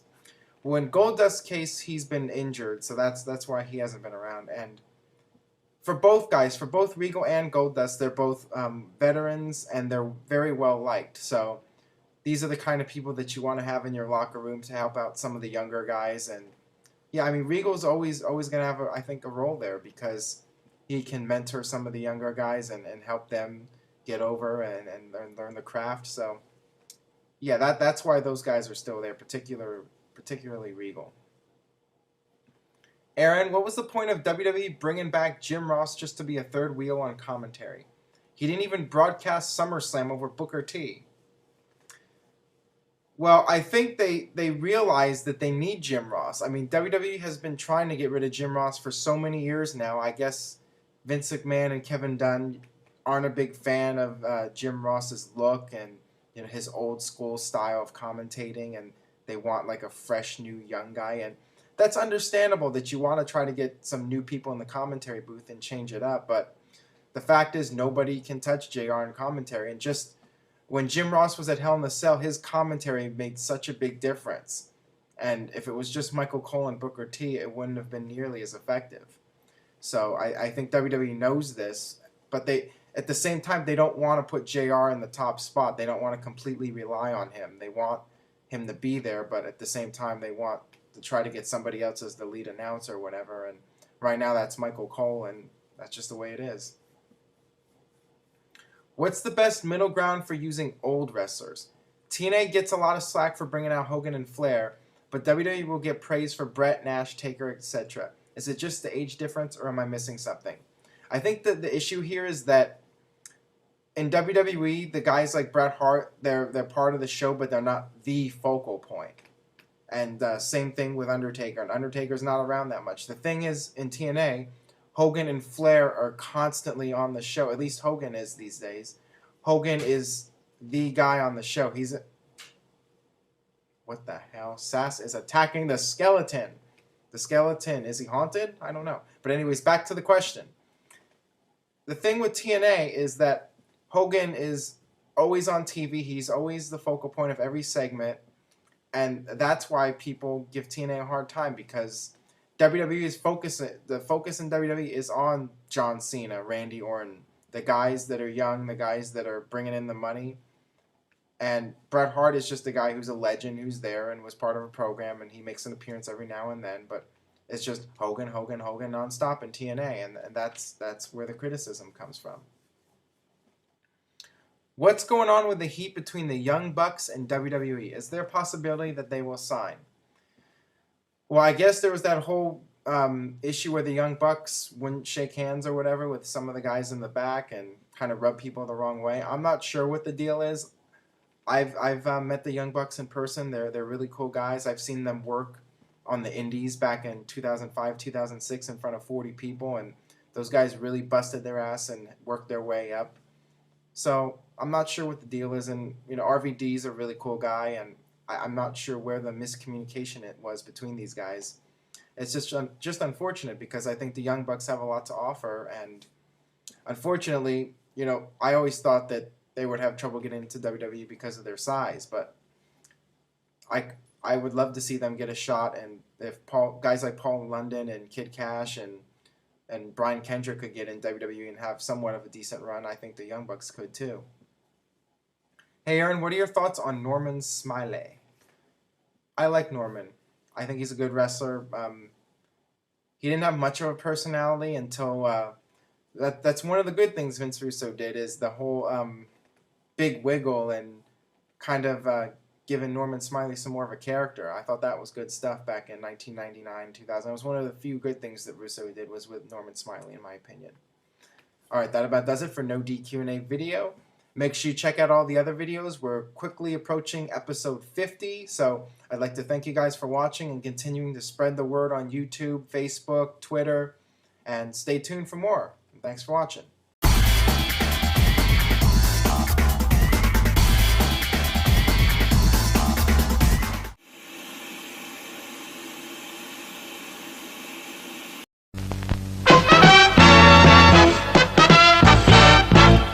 And now, preview time. So let's take a look at what's coming your way.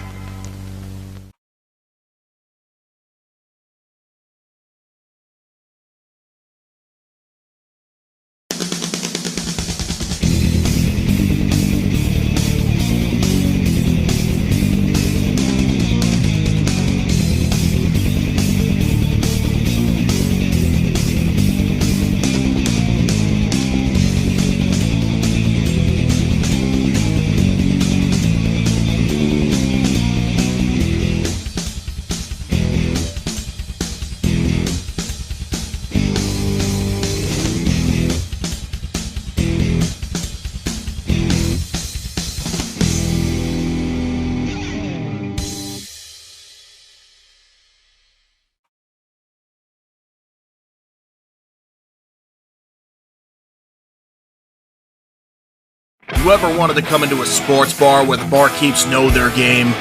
Well, the Jeff Meacham Network, Multiverse of Media, has got a production just for you. Sit down and relax as the stat boy and his partner break down the statistics in all things sports. Whether it's football, basketball, motorsports, baseball, hockey, soccer, professional wrestling, mixed martial arts, boxing, and much, much more. All are welcome. Your barkeeps here keep you up to date and in the know of everything going on in sports, while also having a pleasant conversation about it all. Your host and owner of the bar, Stat Boy Mike.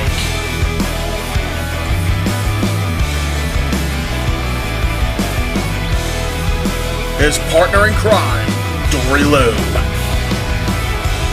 And a host of other guests coming in. The food's hot, the seats are warm, the drinks are ice cold, and the sports talk is plentiful. Casa D18 Studios presents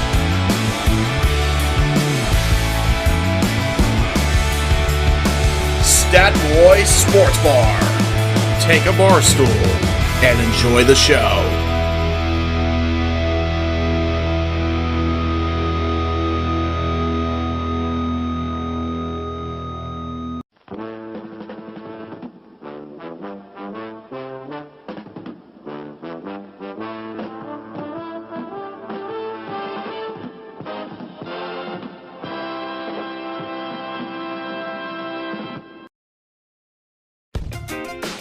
The Casa D18 Studios, an affiliate of the Jeff Meacham Network, Multiverse of Media, proudly presents this retro content from the Casa D18 Studios.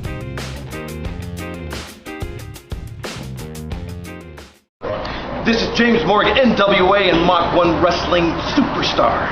This is Chris Masters, the Masterpiece. This is Downtown Bruno. This is Eric Watts from WWE Tough Enough. Mikey Nova. Hey, what's up? This your boy, Sean Black. This is Jess Bella from Santino Brothers. Gorgeous Joey Chaos. Yo, monkeys, it's me, DDP, coming down the stage, and you are watching Dads on Wrestling. The Dads on Wrestling. Dads on Wrestling. Dads on Wrestling. On YouTube. This week on YouTube. On YouTube. On YouTube. On YouTube. Now stay tuned.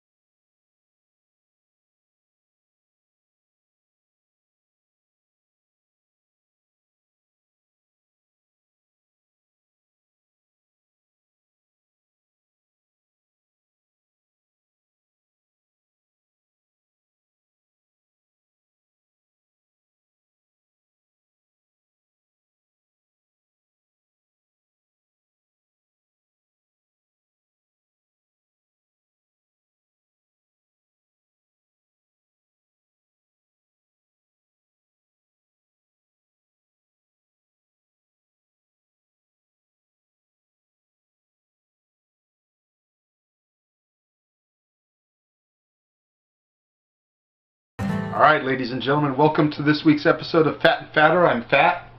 And I'm fatter. Somehow. In all seriousness, this is Dads on Wrestling episode 44. Renegade of Wrestling, JJ Williams. No nickname necessary, Jeff Meacham. And we are here to talk about this week in TNA. No. This week in Impact Wrestling. TNA. Impact Wrestling. Same difference. We don't know what it's called anymore. It should be called VSW. Very sad to watch. Very shitty wrestling. Oh, okay. That too. Or very shitty writing, depending on which part of the team you want to look at. Well, which part of Impact was wrestling? Exactly. The first 45 minutes? Because the answer is no! Let's hold off on Impact. All right. Let's start with Bound for Glory. Oh, okay. That abomination that I refuse to watch. Yes. Okay, yeah. That abomination that I actually sat through the stream on. Because, nobody wanted to come over to our house and watch it because it was freaking TNA. Yeah. So I had to cancel that event. Yeah.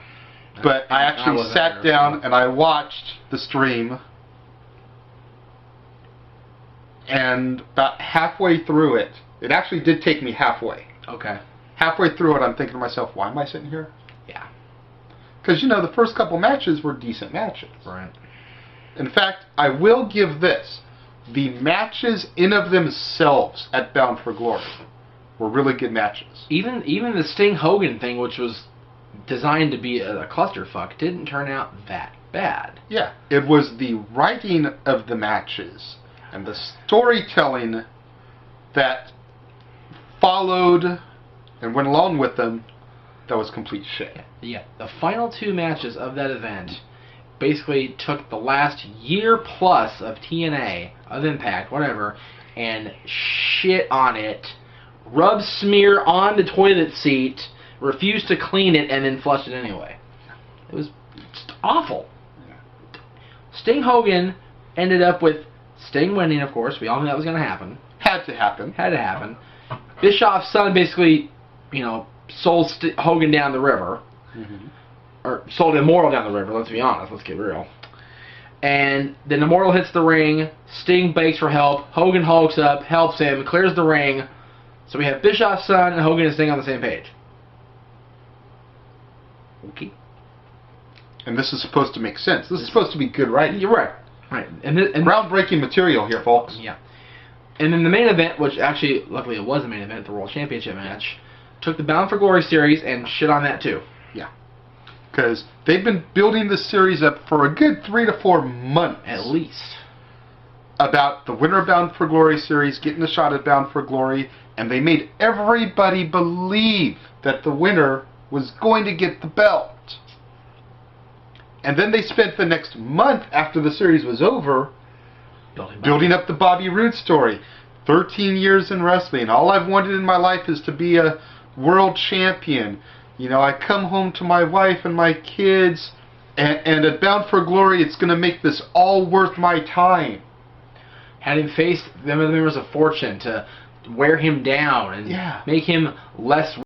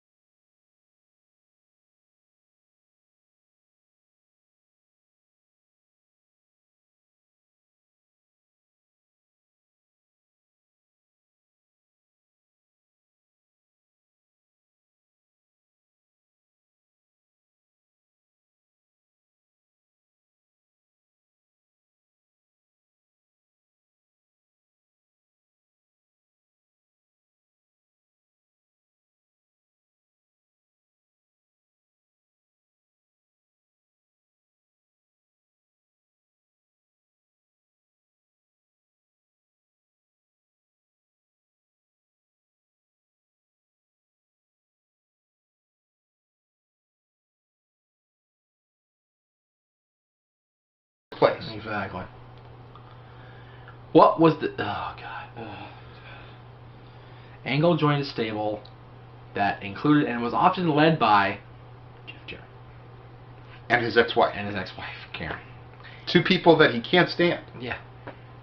Or at least on camera can't stand. I'm sure they probably buried their real bad feelings by now where they can work with each other. I'm sure they have. Otherwise, they wouldn't be working together, which is the same reason people like Matt Hardy and Edge could work together. Yeah, exactly. It's the same shit like that. But the storyline, we're supposed to believe that Kurt hates Jeff and Karen so much. But they're working on the same. And working on the same page. The greater goal of making sure Dixie doesn't get control back. And then on top of everything else, the Sting Hogan match was before that. Before the world title match. So in theory, Dixie was back in control already. The fuck is Kurt Angle allowed to cheat for? Thank you. Sting should come right down. I was wondering that myself. Sting could come out of the ring. Wait a minute, wait a minute. I saw that. Restart this right now. And then Bobby. Sting hadn't been appointed yet. Okay, but Dixie could have come over the guardrail. Tried her cute little butt down there with her little bodyguard protector Surge. That's right, her husband. And still, and then restart the match. No continuity of story. Zip. Zero. Zilch. We're supposed to believe that Dixie got control back once Sting won. It took 2 days, if you really want to think about it, for her to get complete control back. And she went out there and apologized to everybody for not believing Sting. It's like, I didn't believe none of this shit the last 18 months. The last 18 months have been useless. Well, you know, the 2 days before the taping, they had to go into, you know, lawyers' offices and sign the legal paperwork back over to her and all that stuff, so that by the time they came to taping on Tuesday, she did have control. But yet it took one signature last year to sign the whole company over. And then we go to Orlando. Wait. Oh, go ahead. I'm sorry. I do want to touch on one other thing real quick. And that is a certain knockout losing her championship. I said this on Twitter. To somebody who is the Kelly of TNA. No.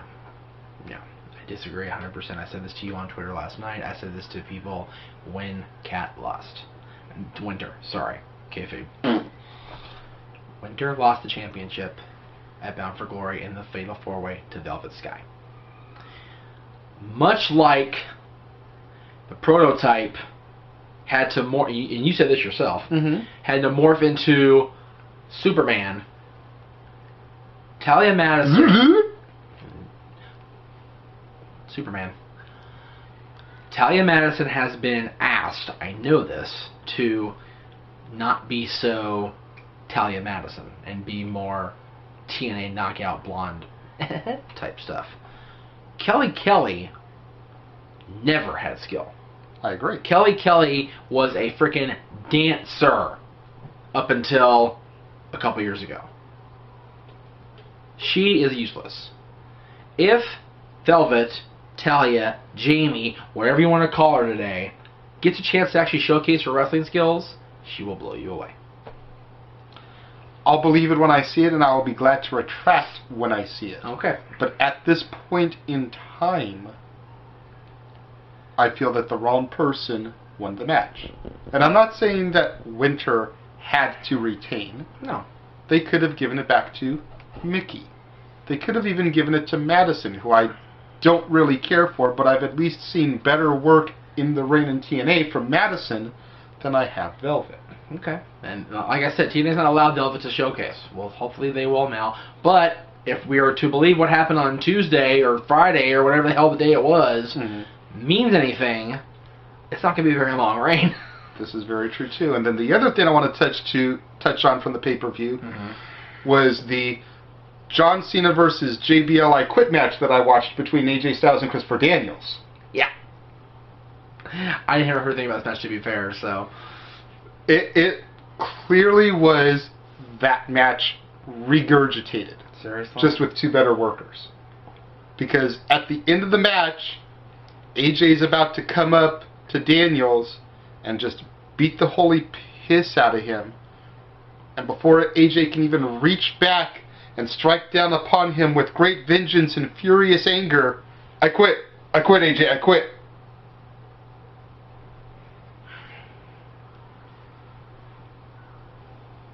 Daniels, you will forever be in AJ's shadow with that type of character.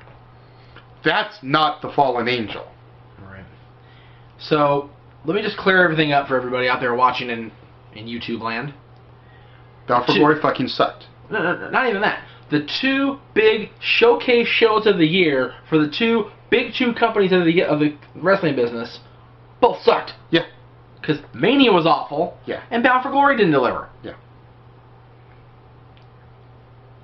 Everybody needs to watch Renegade of Wrestling every week here on YouTube because he covers real wrestling.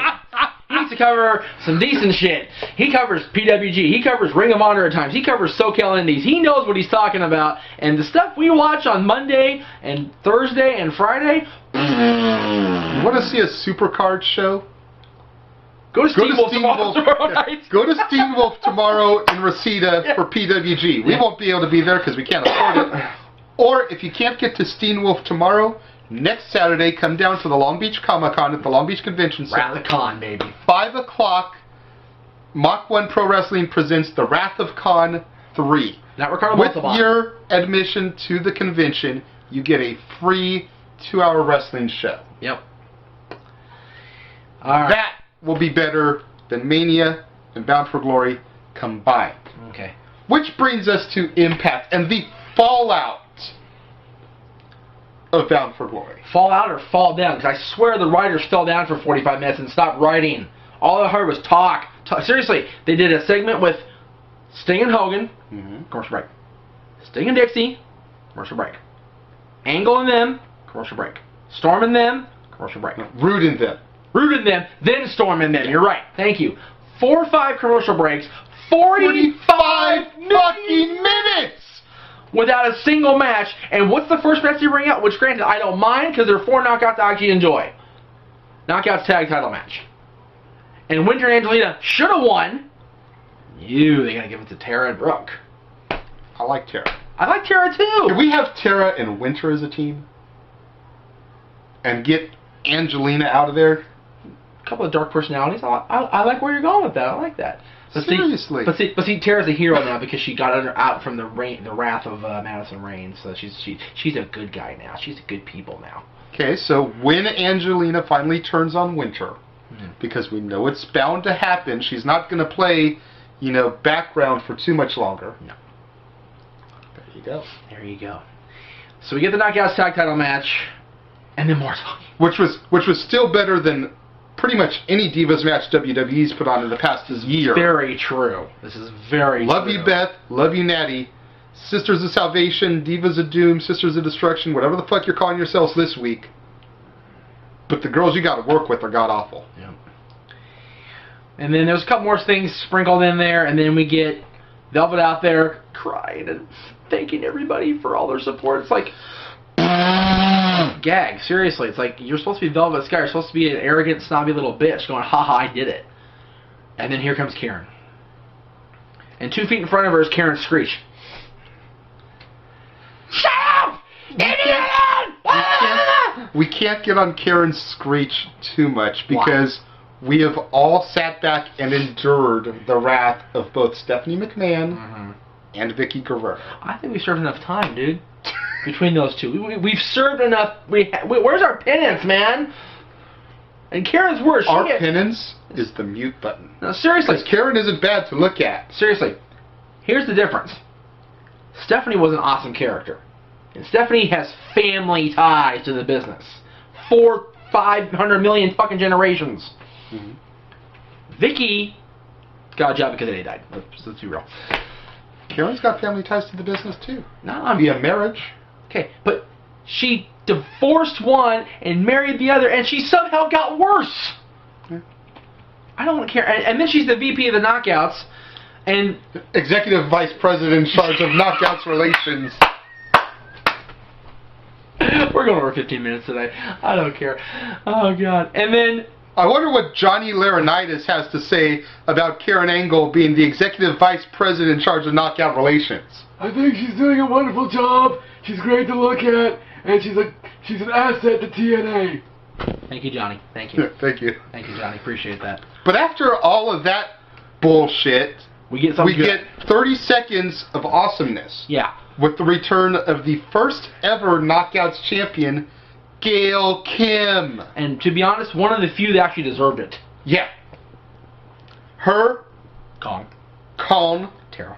Tara, Mickey, and Winter. Are we noticing a theme here? All either past or present WWE superstars.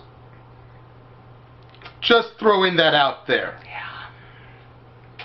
And I still, to this day, I will go to my grave saying that WWE fucked up royally by not putting the Diva strap on Gail and being the first person to acknowledge her having won all the major women's titles in wrestling. No, WWE had to fuck up and lose Mickie James and have her go to the competition, and TNA took advantage of that. Yep. And now Gail will never go back to them. WWE had Gail for, dare I say, a year before Mickie won the Knockouts title and took that. Yep. Yep. They done fucked up. Yep.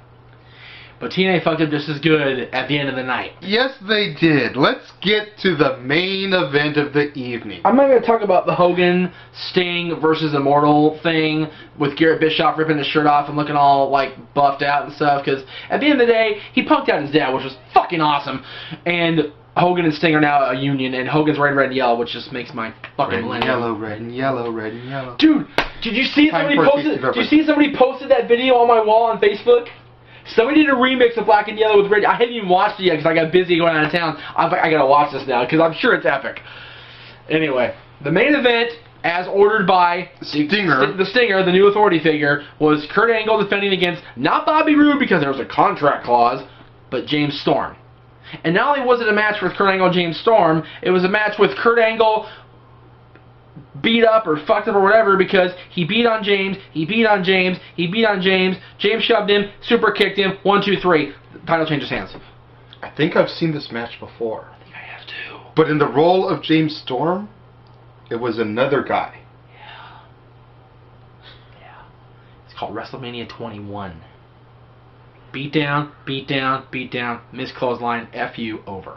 Okay, I can't say what I was about to say. I almost put my shit there. But anywho's.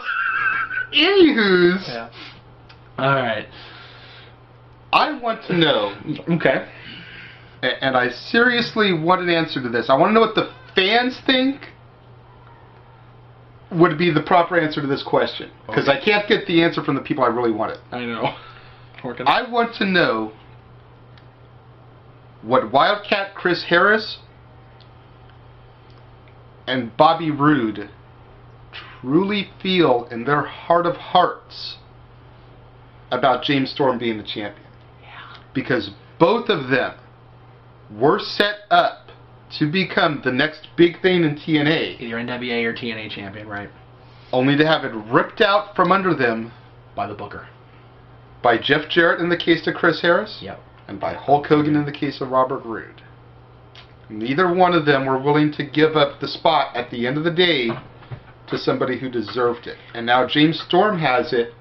And not to say James doesn't deserve it. No, TNA original, so, you know. But there's like absolutely no build to it. No. It would have made more sense if Crimson had taken it. Morgan had taken it. AJ had gotten it back. Joe, any of them, yeah. What do you fans think that Chris Harris and Robert Roode would truly feel in their heart of hearts about James Storm now being the champion? As we know how I feel about James Storm because my comment board on that picture is blowing up. What do you think about Chris Harris and Robert Roode's true opinions about this? Let JJ know, let me know. Yeah, hit us up. You can get me on Twitter at ROWJJ Williams. You can get me on Facebook, JJ Williams Wrestling. You guys know where you comment on the YouTube channel. Please. And we will be back again tomorrow, Saturday, yeah. with predictions from everybody. An RSI Vengeance prediction, a Renegade prediction, a Stat Boy prediction, and maybe if we can, wrangle him up for 10 minutes, a AA prediction. Yeah, good luck with that.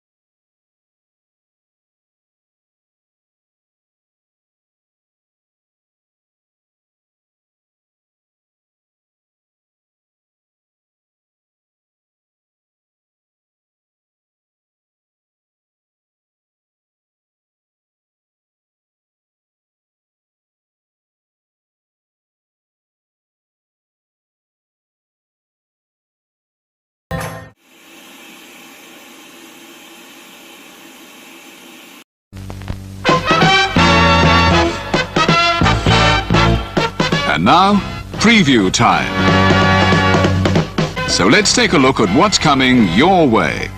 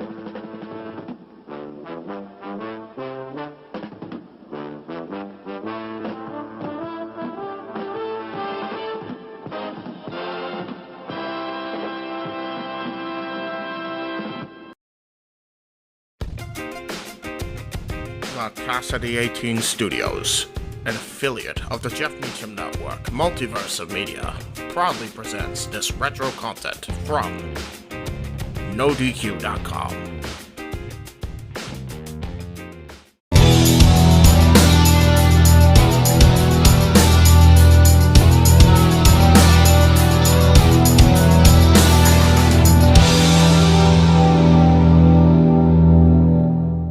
Welcome, NoDQ Galaxy, and we are back for the NoDQ review this week, and we are at number 44, and I am being joined by a panel of Aaron Rift, TJS, and welcome back, Caitlin.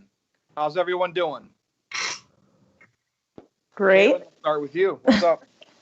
Not much. I'm doing good. Just good? Relaxing night. Yeah. No major issues.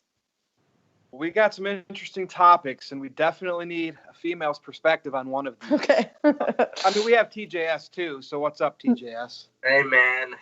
Got a double ear infection, had to get a shot in the ass, got my finger pricked, got a sinus infection. I'm doing great. I'd rather go through all this than watch Raw weekly, though, so there you go. So you're sick, but you're still doing the review, but yet somebody else I know, Big G, is out. He took a personal day. He took a date night.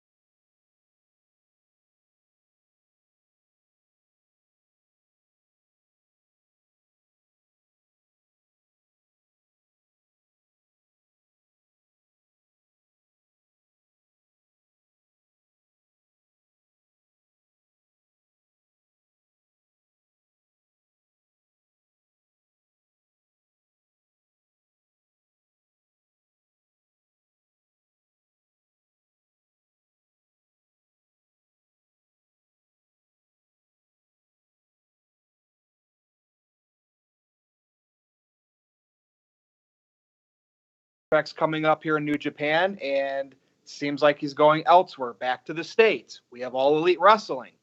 There's always rumors of WWE, but we know how they like to restrict what people do. But there's a lot of money on the table there. Caitlin, just your thoughts. What do you think Kenny's going to do? I think he's going to All Elite.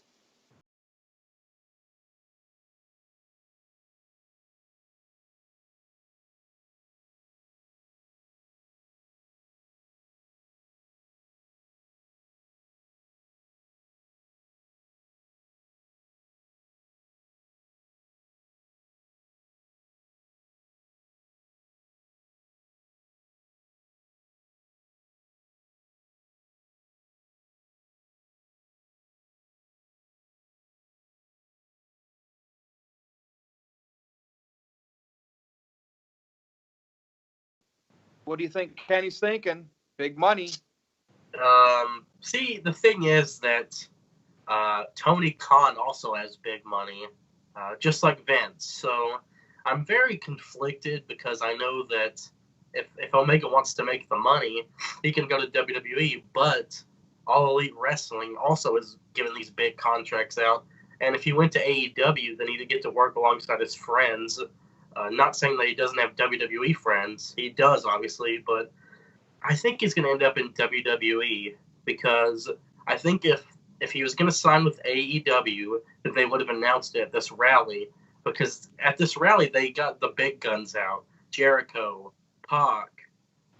We'll talk more about the rally, but you know they got all the. It seems like they were throwing all the announcements out then, and I just don't know why they would save Kenny Omega for anything else. Because if you want eyes on your product, you know people are wondering like, oh, who's going to be on the roster? They announced a lot of guys, and Omega wasn't on that list. Right.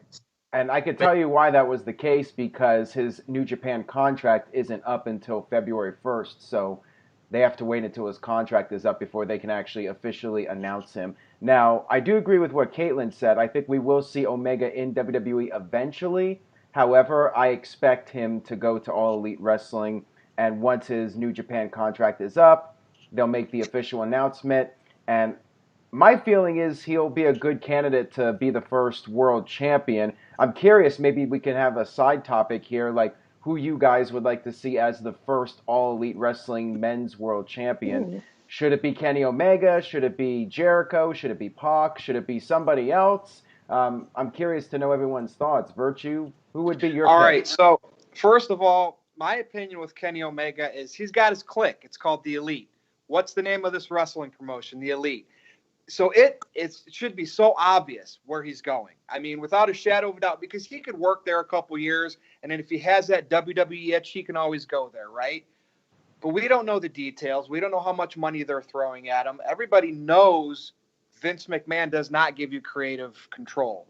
I think the only way Omega is going to go to WWE now, it's not even though the money could be tempting. TJS, I know you said Tony Khan is a billionaire, his father's a billionaire, they have a lot of money. You got to realize this is an upstart wrestling promotion. These are businessmen for a reason. They know they're not going to be able to throw the money at wrestlers until they have income like Vince McMahon can. So Kenny Omega, as of right now, can get more money in WWE this year. However, he doesn't have his friends. Well, he does have some friends there. New Day, he's got buddies, Xavier Woods, but he doesn't have the clique, his clique. So I think he's going to go to All Elite Wrestling, but I think it would be more impactful if he went to WWE, because people would be like, oh my God, I can't believe he left his buddies to go there. Aaron, I'm going to say the first champion. I don't know why. I don't know much about this guy. I think it's going to be that Hangman Page. I really think they're going to go all in and make that. He's going to be the first. Well, I don't know why. It's just a gut feeling. Well, I'll tell you why I like that, because I think it would be good to establish the new company with a new star rather than rely on the past stars. Like, I'd love to see maybe Jericho put him over in the finals or something. So part of me would like to see a brand new rising star be made from this, whatever they do, tournament or however they crown the first champion. TJS, who do you think? Man, it's hard to say, honestly. I agree with what you said about Hangman Page. And by the way, I'd never seen him cut a promo before, but I thought at the rally, the AEW rally, his promo was pretty good. He seems to be all right on the mic, and I feel like if Jericho was the first champion, then people would be like, oh, they got a WWE star as the first champion because they can't build their own stars, like you guys said. So I'm going to say it could be Hangman Page, but it wouldn't surprise me if it was Pac, Hangman, or Jericho. I think Cody's smart enough to not put it on himself, because that's so Jeff Jarrett. He's not going to do that. Right. He knows. So, Caitlin, who do you think's going to win? Well, I like your guys' idea of putting it on someone newer that they can build with, but I don't really know that person as well, so I'm gonna go with Pac. Ooh, good just choice. Because that's my gut feeling on this one, and I agree about Jericho. That would just be probably pretty stupid. Right. To put it and on Jericho doesn't need titles at this point in his career. Right. He just needs good storylines and to be able to his creative control, which is why I think he's there and not in WWE. So let's elaborate on this AEW rally that took place in Jacksonville earlier in the day. Later that day, they had SmackDown. And, of course, there's all kinds of things we can talk about. Fans trying to get in wearing the merchandise. But let's go to the rally. Jericho was the big name. Obviously, we had Cody there. I seen Billy Gunn's going to be a producer with them. Brandy's, she's an executive. The Young Bucks, they're all executives. We have Hangman Page, Pac, and Jericho. Those are some of your big names. Anybody have any thoughts for this? I saw some pictures circulating online, and, of course, there was only so many people in that little area, and oh, this isn't WWE worthy. They may have bad attendance at house shows and SmackDown, but this looks like Impact. So what's everyone's take on this rally? I'm sure you've read about it the last 24 hours. And the fact, WWE, are they going to tighten up ship here? TJS? And I didn't really see the attendance for this rally, but it seemed like there was quite a bit of people there.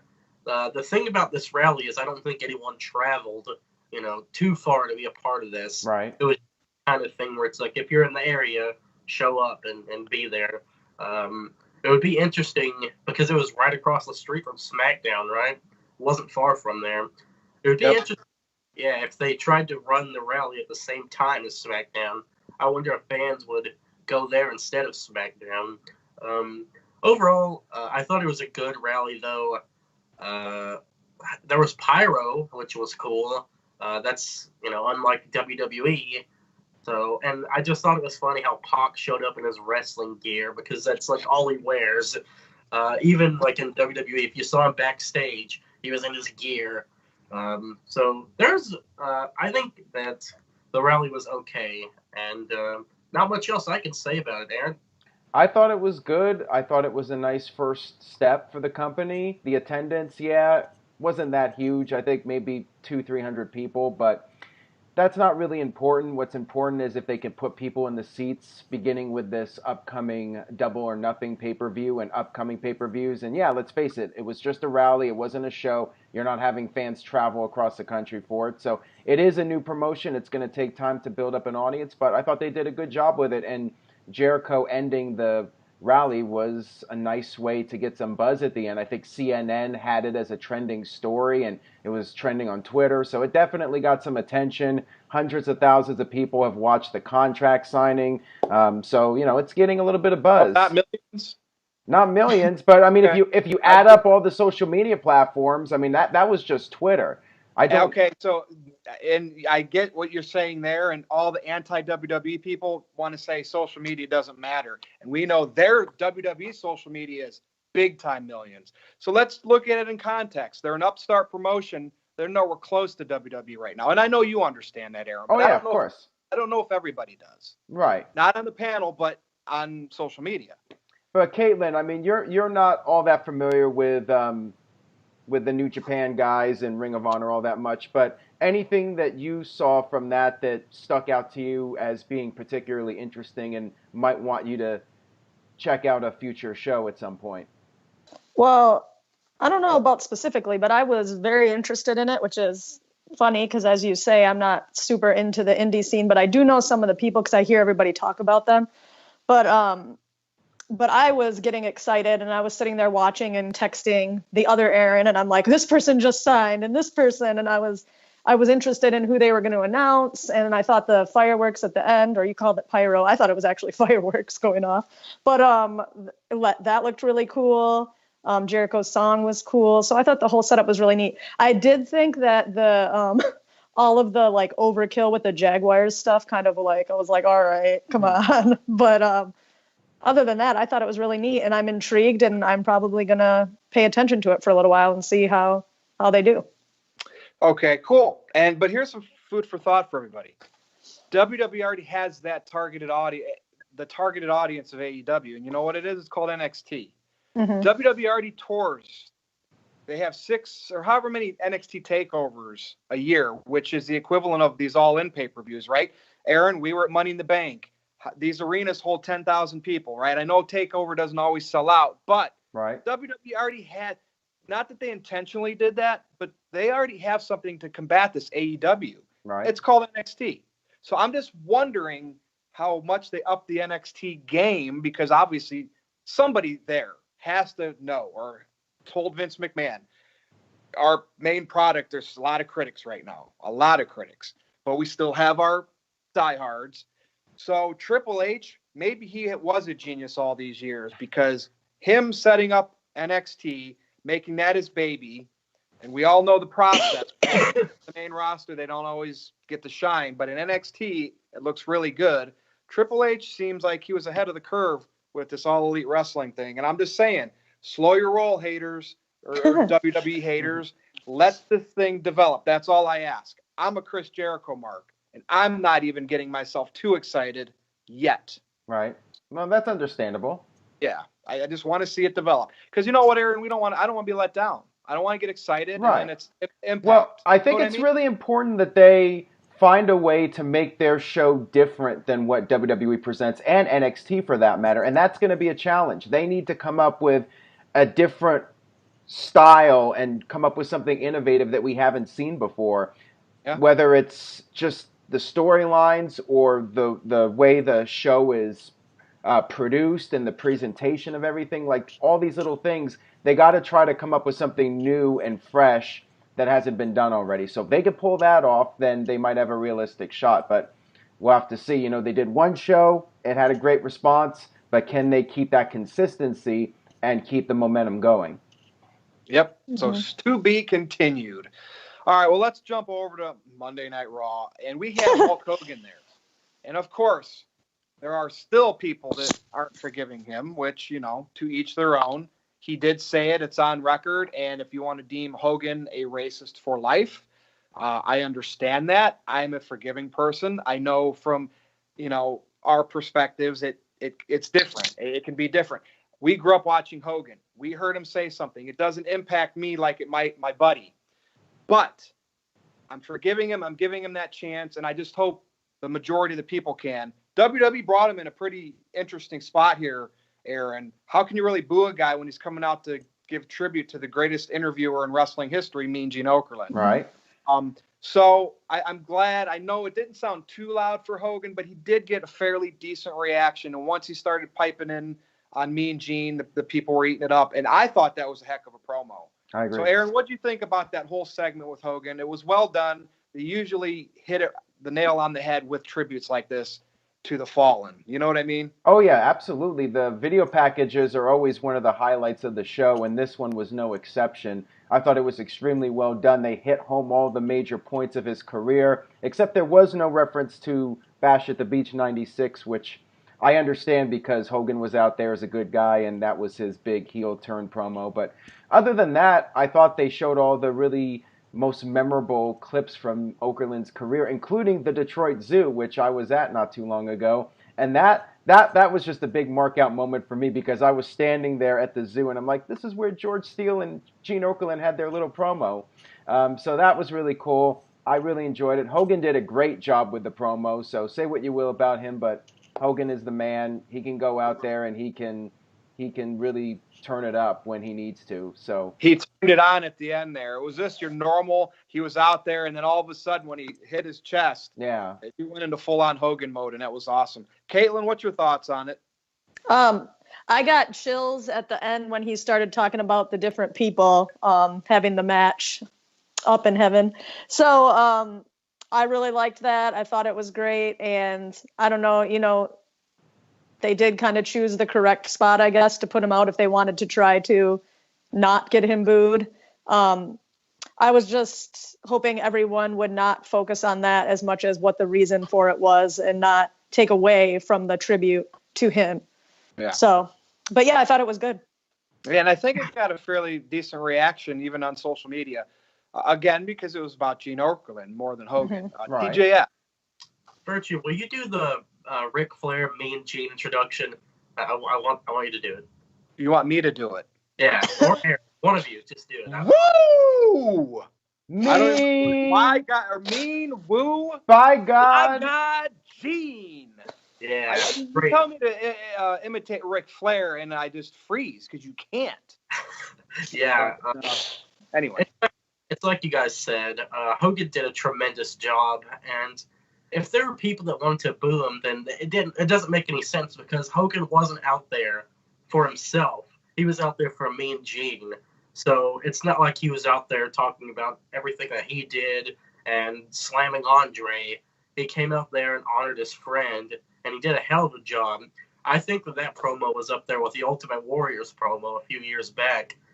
This was just awesome. And the video package was it was incredible too. WWE always hits a home run on these video packages, and I was really surprised that they put the F it spot in there in the video package. I watched that video package 3 or 4 times back, and they played it on SmackDown. It's great. I think that's probably like one of the best video packages they've ever done. Oh yeah.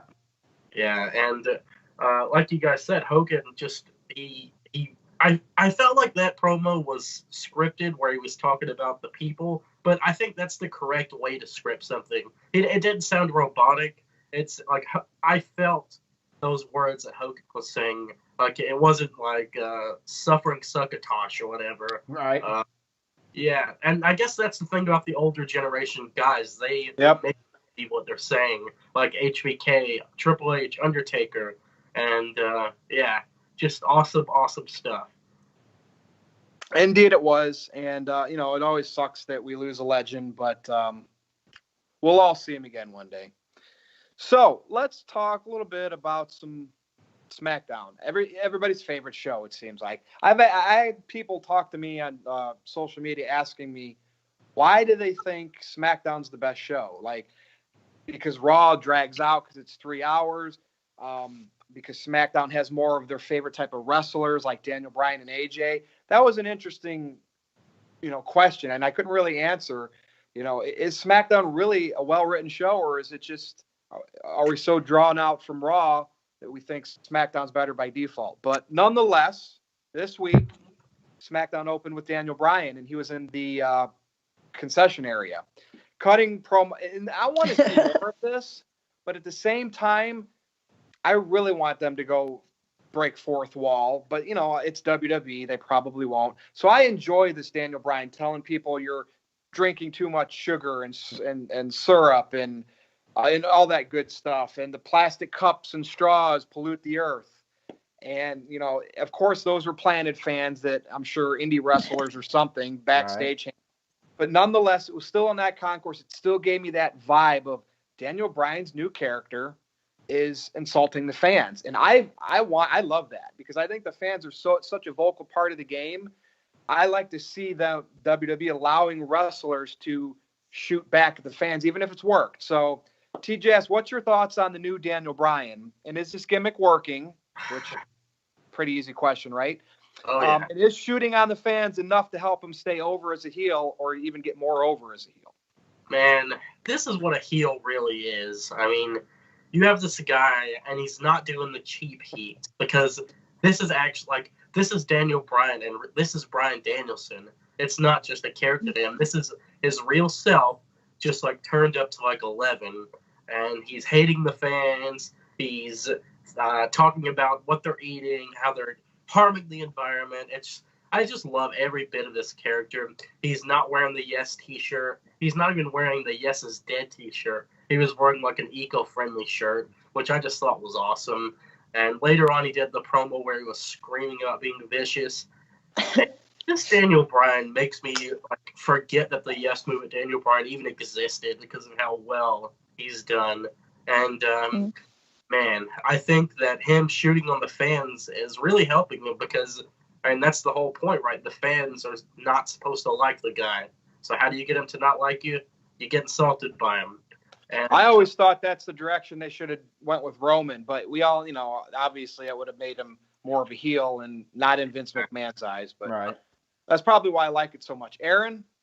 Well, I thought it was, again, one of the highlights of the show, and not just that concessions promo, but the one he did later on in the show before the end, when he was talking about how AJ Styles is not even half as intense as him, or I forgot what he said exactly, but he was just on fire there. He was screaming. He was just angry. It was a throwback to an 80s wrestling promo, and I loved it. I love seeing that intensity and the yelling and screaming and just the energy that Bryan had with the character. He's really getting into it, you can tell. So I love that. I want to see more of that.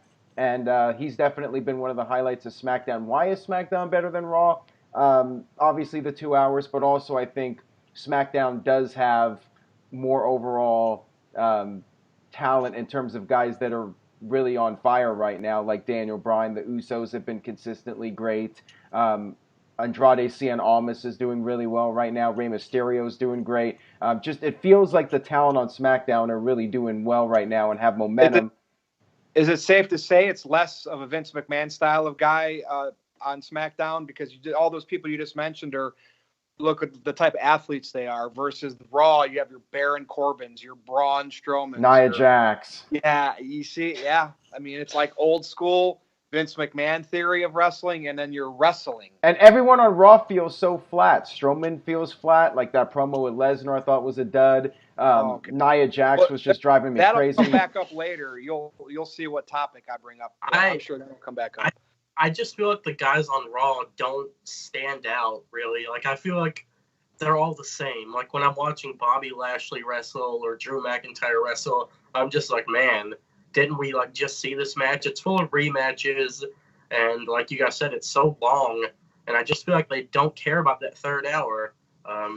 One more thing, a year ago, if I told you that Daniel Bryan should be heel and Dean Ambrose should be heel, like it just seems crazy because a year ago we're like, yeah, let's turn Dean heel, and like if someone said let's turn Daniel heel, no one would want it. No one would have wanted it to happen. Right. Because you know why, TJS? You never thought. We knew Ambrose needed to do something. You just never thought of Daniel Bryan being that way. And when it happens like that, it's usually more of a surprise and people buy into it more. Yeah, well, what happened was when Bryan came back, he did that return speech, and I remember writing that no one's ever going to boo this guy again. He's always going to be a babyface for life, because it was just, you could really feel for him and his whole story of having to retire and then coming back. So we never saw that heel turn coming, but the fact is he did kind of get stale over the course of the year.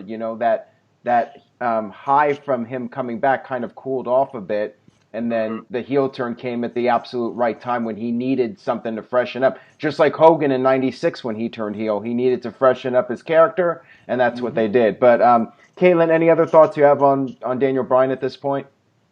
I mean, I pretty much just agree with everything you guys have said, because he's great. He flipped everybody just like that as soon as he turned to want to boo him.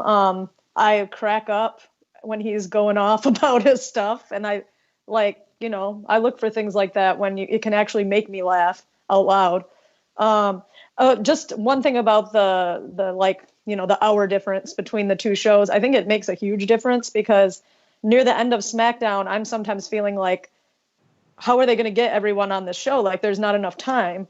And that's a good thing, because you want, well, right. So you want to see them, because you can't see everything every week. Whereas Raw, and it's just 1 hour, but it's like, it just makes everything just so much more like dragging. So Raw really needs Crash TV again. I mean, it just does. That's the only thing that'll keep it going and keeping the fans interested.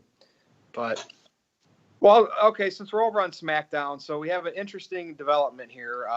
Becky is now going to face Asuka at Royal Rumble for the SmackDown Women's Championship. Likewise, in a turn of events, Sasha Banks is going to challenge Ronda for the Raw Women's Championship. So what does this all mean for these ladies heading into WrestleMania season, particularly Becky? I know we've heard Charlotte, Ronda for Mania, then that kind of got diverted to Becky and Ronda, with Becky's rise. And recently, some rumors out there saying potential triple threat match, whether title's on the line or not. So, Caitlin, since we're talking about the ladies, what are your thoughts on these two title matches? No Nia Jax. Right. It's interesting with Becky, because what does this mean for her WrestleMania? Right. I mean, if she's in the title match, is she not going to be in the Women's Rumble? Like, we know they can do different things, but what do you think? Well, I don't think she'll be in the Rumble if she's in this match, but maybe she will. But I guess the order of the matches will kind of give us an idea of things that might be going on. Yep. But everybody kind of wanted her to win the Rumble, of the people I'm talking about, and it looks like it might not go that way now. Whoever was it that mentioned, like, in the chat room about maybe the titles won't be on the line or something. Right. I feel like maybe that is an idea, because maybe they'll just kind of have this big feud going, and they'll just be like, let's just do this, and it's not a title match. I don't know. I think and I understand what Greg was saying there, but think about that. There's two titles. How are these three women going to be in a match with? None of them have the title. Well, titles has to be. I mean, this is WWE. They're not going to showcase those girls without it. But I get what you're saying there. But it's a good point also, because I don't see Ronda losing her title, which brings me to my next point about Sasha. Yeah, it's cool because this is going to be a new matchup we haven't seen. That will be neat. But obviously she's going to lose, so that's just going to be done right away, unless they do some sort of, interference or something like that. So he's probably hoping Sasha's the Raw Women's Champion and she has to wrestle like Bayley or something in a title match. I see. Who's hoping that? Greg, probably. Oh. Aaron, what's your take on all this, man? Well, I think that anything can happen. It certainly adds some possibilities and intrigue. We're not sure what the direction is heading into WrestleMania, which is good. I think that's a good thing that it's not extremely predictable, although I still think it should be Becky versus Ronda Rousey at WrestleMania. That is the match I feel could not only be the women's title match at WrestleMania, but also close the show and actually be the main event of WrestleMania, if that's the direction WWE wants to go in. And I would have Becky beat her, but I've said this before. I could see Becky losing to Asuka and then entering the Rumble and winning the Rumble. Any number of things could happen. It could end up being a triple threat with Charlotte added to the mix, but I don't know. I'd rather see Becky and Ronda one-on-one. I think that's the money match, and that's what I would do at least. So who knows what's going to happen? I mean, I certainly would not rule out the possibility of Becky still being in the Rumble. TJS, I know you were freaking out a little bit about this, so what's your take? Well, singles matches are always more marketable Agreed. for WrestleMania and everything. Like you said, I was pretty pissed that Becky won the triple threat because I don't see a path for her to face Ronda now. I don't know if she's going to beat Asuka or not, but if she loses a match at Royal Rumble, then I don't understand how she would end up in the Women's Rumble because she just lost a match. You know, they're going to say, get in line or whatever. But then again, man, it is the Women's Rumble, and they do need to fill spots. So, yeah, that's a good point, too. Yeah, there is a real lack of women. I just don't know. I feel like if Becky's not in the Rumble, then it's going to be similar to when Bryan wasn't in it. And right. Like I feel like there's going to be a lot of booing. Good point. That is a great point, TGS. If she's not in it, I could see the fans potentially crapping on the match. Yeah, I could see the show hijacked. And imagine if Charlotte wins it. It's going to remind me of 2015 Rumble. I don't know. That's why Becky has to be in the Rumble, and it has to come down to them two for the suspense. I mean, this screams. If they were so smart, they would have. I don't know what they would have done for the title match. Have Carmella face Asuka so Asuka could get a win. Becky and Charlotte both hit. There you go. Controversy. I mean, it was screaming for that, but you know they want to just dabble the fear of WWE creative all over us, and that's what exactly is happening right now. Unless Ronda cost Becky the title in the match, I don't know, man. It's hard to say. It is unpredictable, but I have a bad feeling that it's going to be Ronda versus Charlotte, and then Becky might win the title and then face someone else like Naomi. I don't know. Well, what if Charlotte won the Rumble? She challenged Asuka, which is a reversal of last year, and then somehow Becky got mixed up with Ronda, and they put that match together. There you go. Two matches. But Charlotte has beef with Ronda. Well, they'd have to end that somehow. They'd have to figure out a way to end that. See, it is intriguing. I mean, it's definitely keeping us guessing as to what's going to happen. And that's why I just think with both having beef with Ronda, I just see the triple threat now. But I kind of called that about 5 or 6 weeks ago, to be honest with you. What does Asuka do at WrestleMania? What's that? What does Asuka do at WrestleMania if it's the triple threat on Raw's side? She fights Naomi. Yeah, she gets a win. She gets a defender title if she still has it. And I also have this gut feeling that the internet's talking about the women might go on last. They should. WWE's invested so much into Ronda, and I just see them getting cold feet, and it's going to be the Universal Championship match still going on last. One shot, man. We'll see what happens. So, all right, let's get to a disgusting topic. Nia We Jax? just talked about Raw. No, but you can bring Nia up in another topic. I'm sure you saw the list. But let's talk about Priscilla Kelly, indie worker. She was actually in the Mae Young Classic. And, we've seen disgusting things over the years in wrestling, Mae Young giving birth to a hand and all that jazz, the Katie Vick, and then something, Joey Ryan does his gimmick, but, it stays in his pants. So there's a lot of controversial sexual stuff in wrestling, and it's done by these wrestlers to get people talking. Let's be honest. Wrestlers that do this type of thing for attention. They're thinking that the internet, majority of wrestling fans, probably porn watchers, they're thinking, click. They're gonna watch. They're gonna find out who I am. Well, Priscilla Kelly crossed the line in many people's eyes. So she had a gimmick in her pants with a feminine hygiene product that was dirtied. She pulled it out and shoved it down her opponent's throat. Even if you gimmick that, she pulled it out of her pants. I mean, it's just, you can't, but it got everybody talking. I don't have words for it because it's gross. But at the same time, I'm not going to be one of those people that condemn her, Jim Cornette, Lance Storm, all these people. It's not good for the business. But she tripled her Twitter followers, and people are talking about her. And I always thought in wrestling that was the name of the game. As long as you don't rape or kill or do something that sick or throw cinder blocks on people's head like we've seen before. Right. This gimmick you can't do all the time. I think it's a one-time, she's weird. She licks her opponents. But I think it's a one-time deal to get people talking. Now she needs to show everybody she's a good wrestler, if she is. I don't know. Or is she going to continue to be cringy like this? So, Caitlin, what do you think? Well, it definitely was shocking. Aaron sent it to me when I first saw it, and I was like blown away. I couldn't believe it. That was my first thought. But you kind of took the words out of my mouth, because I wasn't appalled to the extent that I felt the need to get on social media and be like, this is a disgrace, blah, blah, blah, and all of that. I did think it was disgusting, and I think anybody that just puts their hand down there for an extended period of time and pulls any item out, that's a little disgusting for me to watch.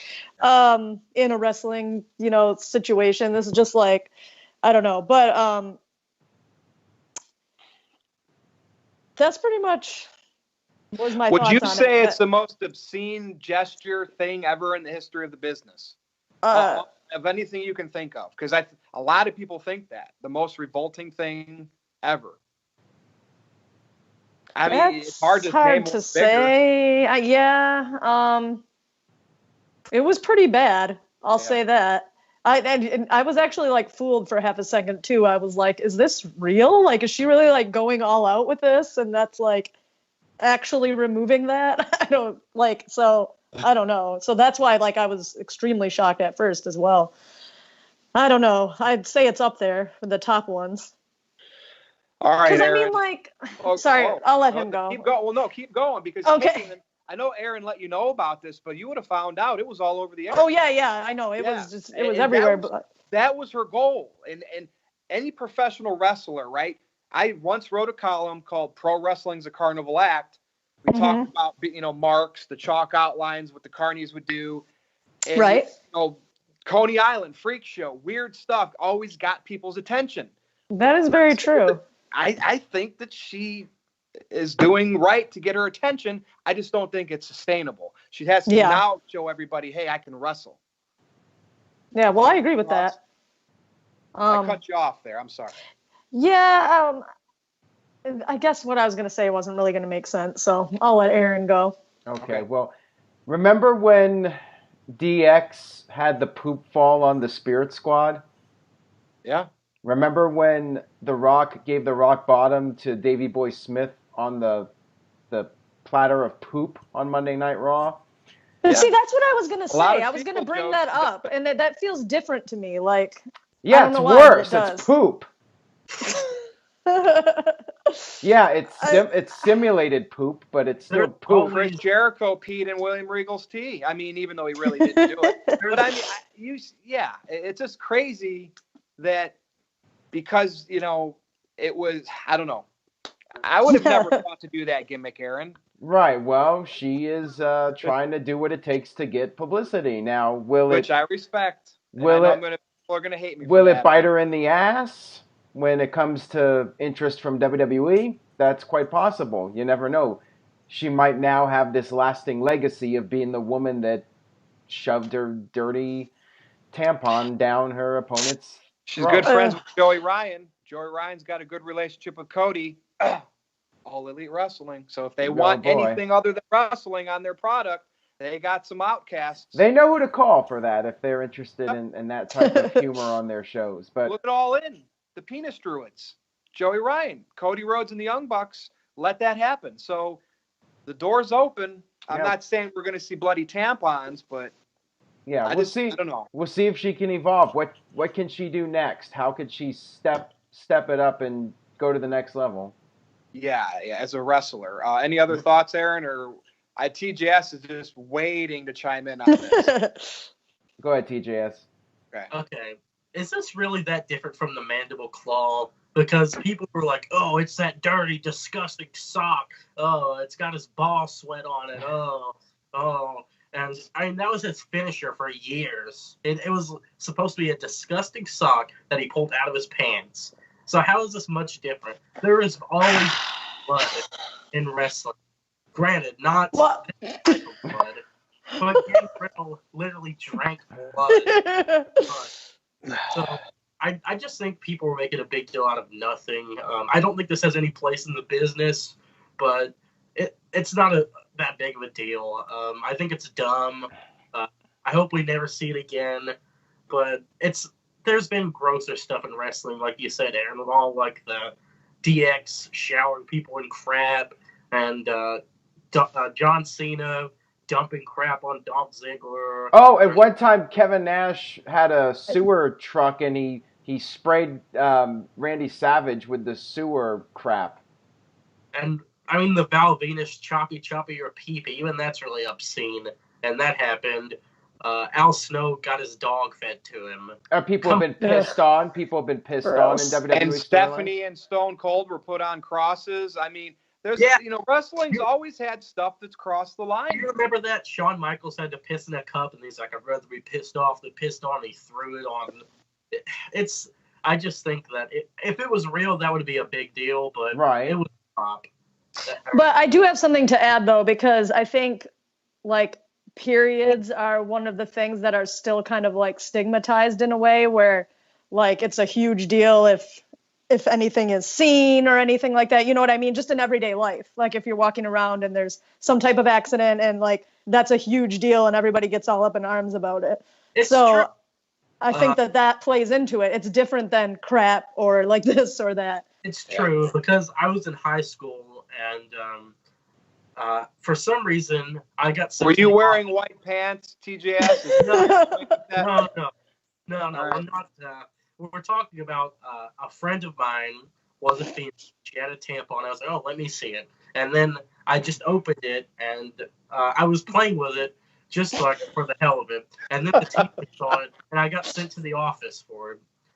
So, did you get detention? No, the principal was just like, oh, yeah, those are really good for nosebleeds. And, of course, the teacher was like, she was a woman, of course, and she came in and she's like, I demand an apology. And then apologized. I was like, okay, I'm sorry I disrespected you. So it seemed like the people that are getting upset about this are the female viewers.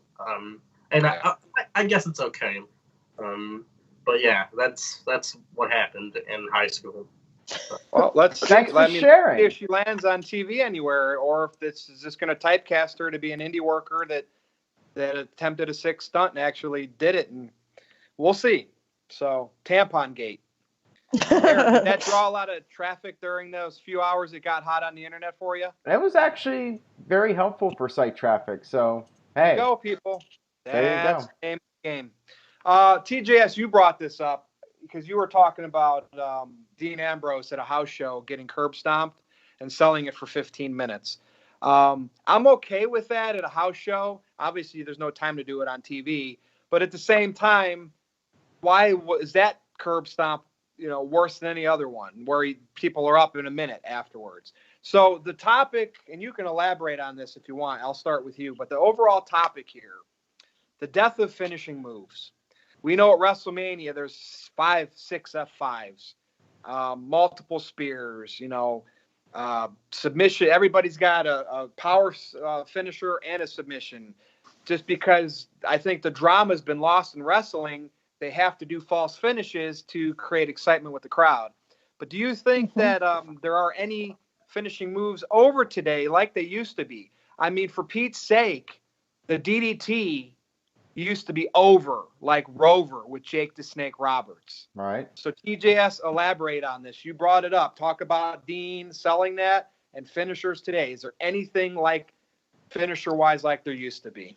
Yeah, I agree with what you said about Dean selling the stomp. The problem with that is now everyone's going to be like, well, the stomp is a death move now. Like, once he hits it, they have to sell for a long time. And, like, on Raw, Dean Ambrose was able to crawl over and cover set after getting hit with a stomp. You can argue that house shows aren't canon and whatnot, but this is kind of a big deal for him to not get up for 15 minutes. Surprisingly, didn't try to do some angle with this. With Triple H talking about the old Seth Rollins, he could say, like, I'm banning the curb stomp now. It's dangerous. Obviously, it would just be an angle. Well, didn't he curb stomp Dean once on bricks? Cinder blocks? Yeah, cinder blocks, yeah. And, yep, so that's, I don't know why. I'd like to see some video of this, even though I know there was, so I just haven't seen it. And as far as finishers today go, man, it seems like every finisher gets kicked out of now.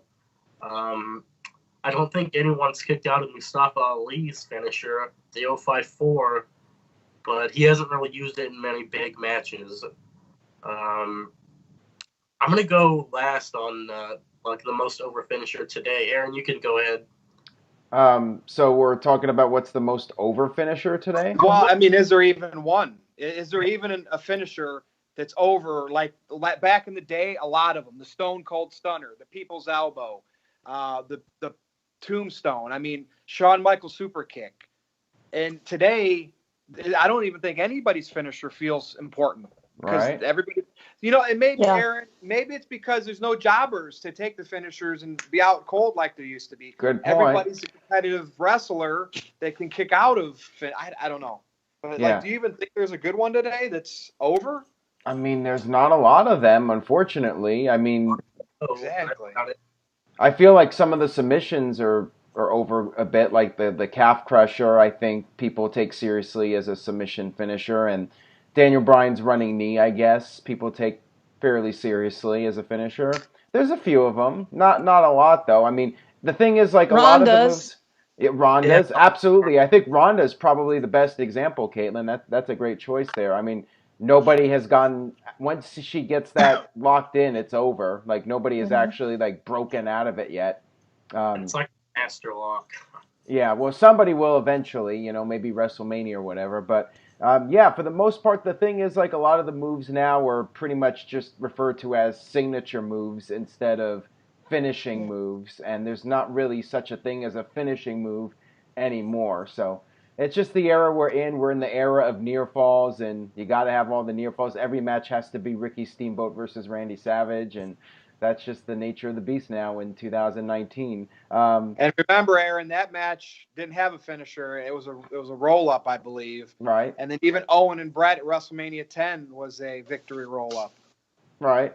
Yeah. So I don't know what else to say about it. Caitlin, any other thoughts? Any moves that you can think of that are credible finishing moves today? Well, probably just Ronda's then, because everybody else kicks out or gets out of it. But actually, you just said something that I thought, because I wrote this down. I said, like, is it really a finisher?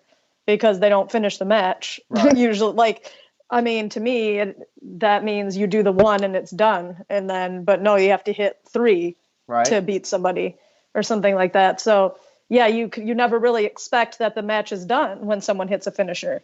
Right. Now, I don't usually. What about NXT? Anybody in NXT that you would say has, like, a really credible finishing move? Ass, Aleister Black. Yeah. That spinning kick. You know, the one I think that stood out in 2018, it wasn't the F5, but it was another part-timer, Jericho, the Codebreaker. It seemed like it worked all the way up. Well, in 2018, it worked for him every time, because he didn't lose the IWGP-IC title until Wrestle Kingdom, which was 2019. So Jericho and the Codebreaker, to me, was the best finisher of the year. What about the AA now? Even that's not even really a finisher, because he hits it and then the guy gets right up. Oh, yeah. It hasn't been that way for a long time. It's been a signature move for I mean, at years. least at least he used to go for the cover with it. Now he just hits it, and he does a little. So, and, Roman won a lot with the spear, so that was one. I just thought that one. is true. The Claymore kick, Drew McIntyre. That's a good one. I don't think anyone kicked out of it. Yeah. I don't know. Yeah, I'm not thinking of anybody. Yeah, and the RKO, but people kick out of that. So. Wait, didn't he just do 2 at the show that I was at? Yeah, I felt like I texted. Yeah, he did. He had to hit 2 to beat Dolph Ziggler. But I think he hit one and then got him up and then hit the other one. Oh, okay. Yeah, I couldn't remember. I just knew there was 2. Yeah. I don't know. But yeah, finishers are not what they used to be. I think people still get excited about them, though, kind of, in a way. Probably not to the extent, though, but it's just hard to buy into it's hard to invest in a match now because once they hit the finisher once, I'm just like, okay, they're gonna kick out.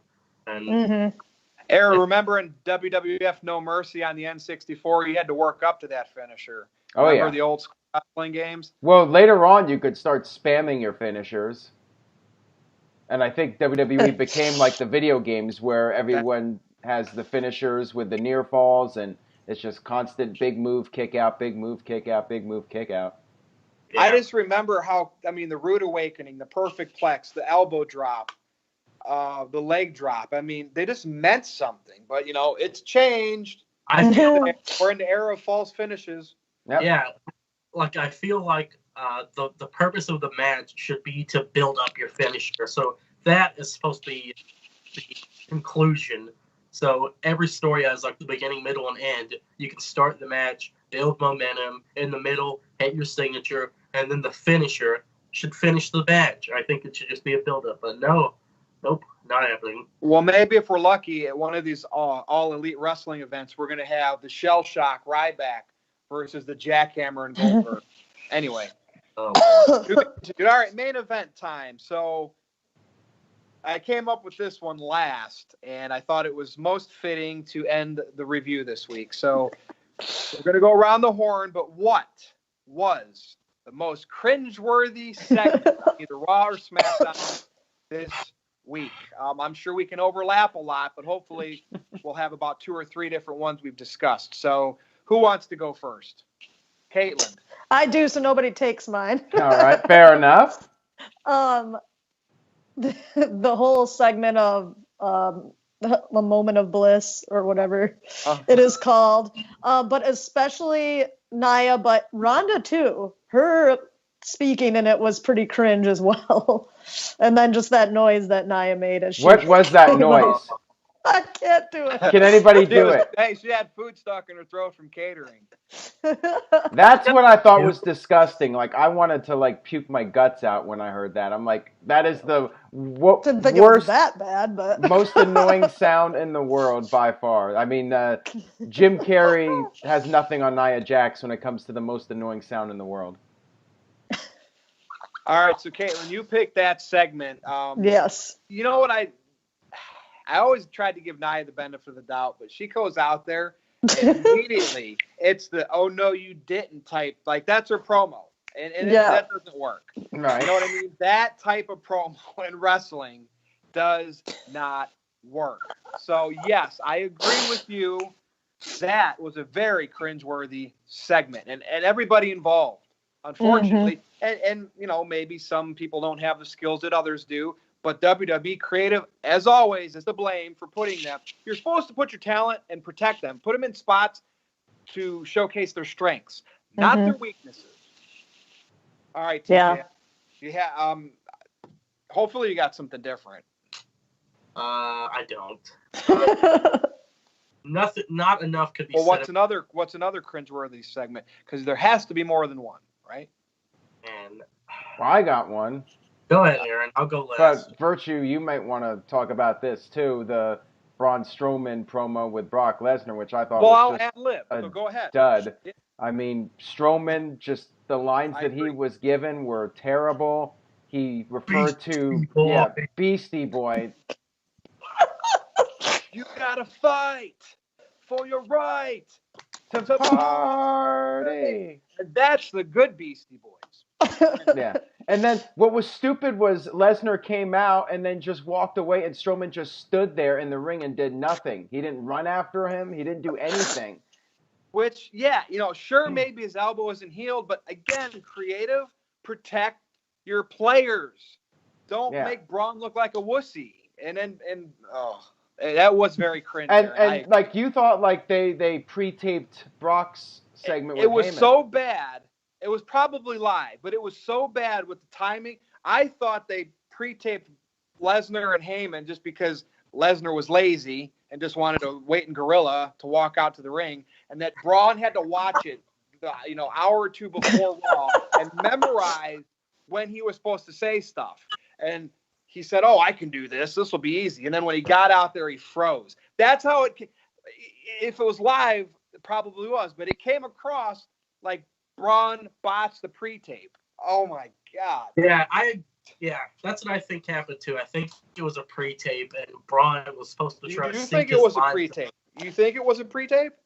Yeah, I think that Brock and Paul were pre-taped, and then they just came out. I think that would be ridiculous, though, because how can you time what you're saying and not, like, how do you know that they're not going to start talking over you? I think if it was live, Heyman would have took over. And he really didn't. I mean, so I don't know. It was that bad. I didn't know. I could see Vince talking to Braun, and he's like, "You can do it, pal. You can sync it up perfect. Come on, go. You're the box for the most man. Damn it. Call him Beastie Boy." I want to talk about the Nia thing. I mean, that was like tater tots bad. Suffering succotash and the Nia stuff. Man, I will say that it's very likely that she had food stuck in her throat because she doesn't chew it. She just swallows it whole. And the thing is, Ronda was even bad in this, and I'm usually a fan of Ronda on the mic, but how is Sasha Banks the unsung hero of the women's division? She hasn't done anything. Totally random. She was. I'm sitting here thinking they're going to have Natty come out and keep that going, and then Sasha Banks, here you go. Yeah, that would have made more sense. See, you know what? If the writing was good, this would be a good way to have Natalya turn heel now, to have her come out and say, "Wait a minute, I'm not the unsung hero. You're going to praise Sasha Banks and not me after I brought the fight to you." Not one person on that team, though, Aaron, thought of that or has thought of that. Oh, I'm sure there's going to be no follow-up. They are. There is another cringeworthy moment, though. When you guys are done, I do have another one. Just real quick, what is the deal with Nia and making all these like loud ass sounds? Like she does this, she did like the "my title." I don't know. She's trying to be loud, thinking, because I'm sure people have told her, "Nia, be loud and vocal." That's how we used to do it back in the day. But for her and her cadence, it's not working. Being loud doesn't make you good. You have to look at Daniel Bryan. He's not just. He looks crazy. Look at his mannerisms. His eyes are bulging out of his head. He's turning red. Brian Pillman, yep. Yeah, he's not coming out there like a sassy girl where she's like, "I'm not a bitch, I'm the bitch." Like, nah.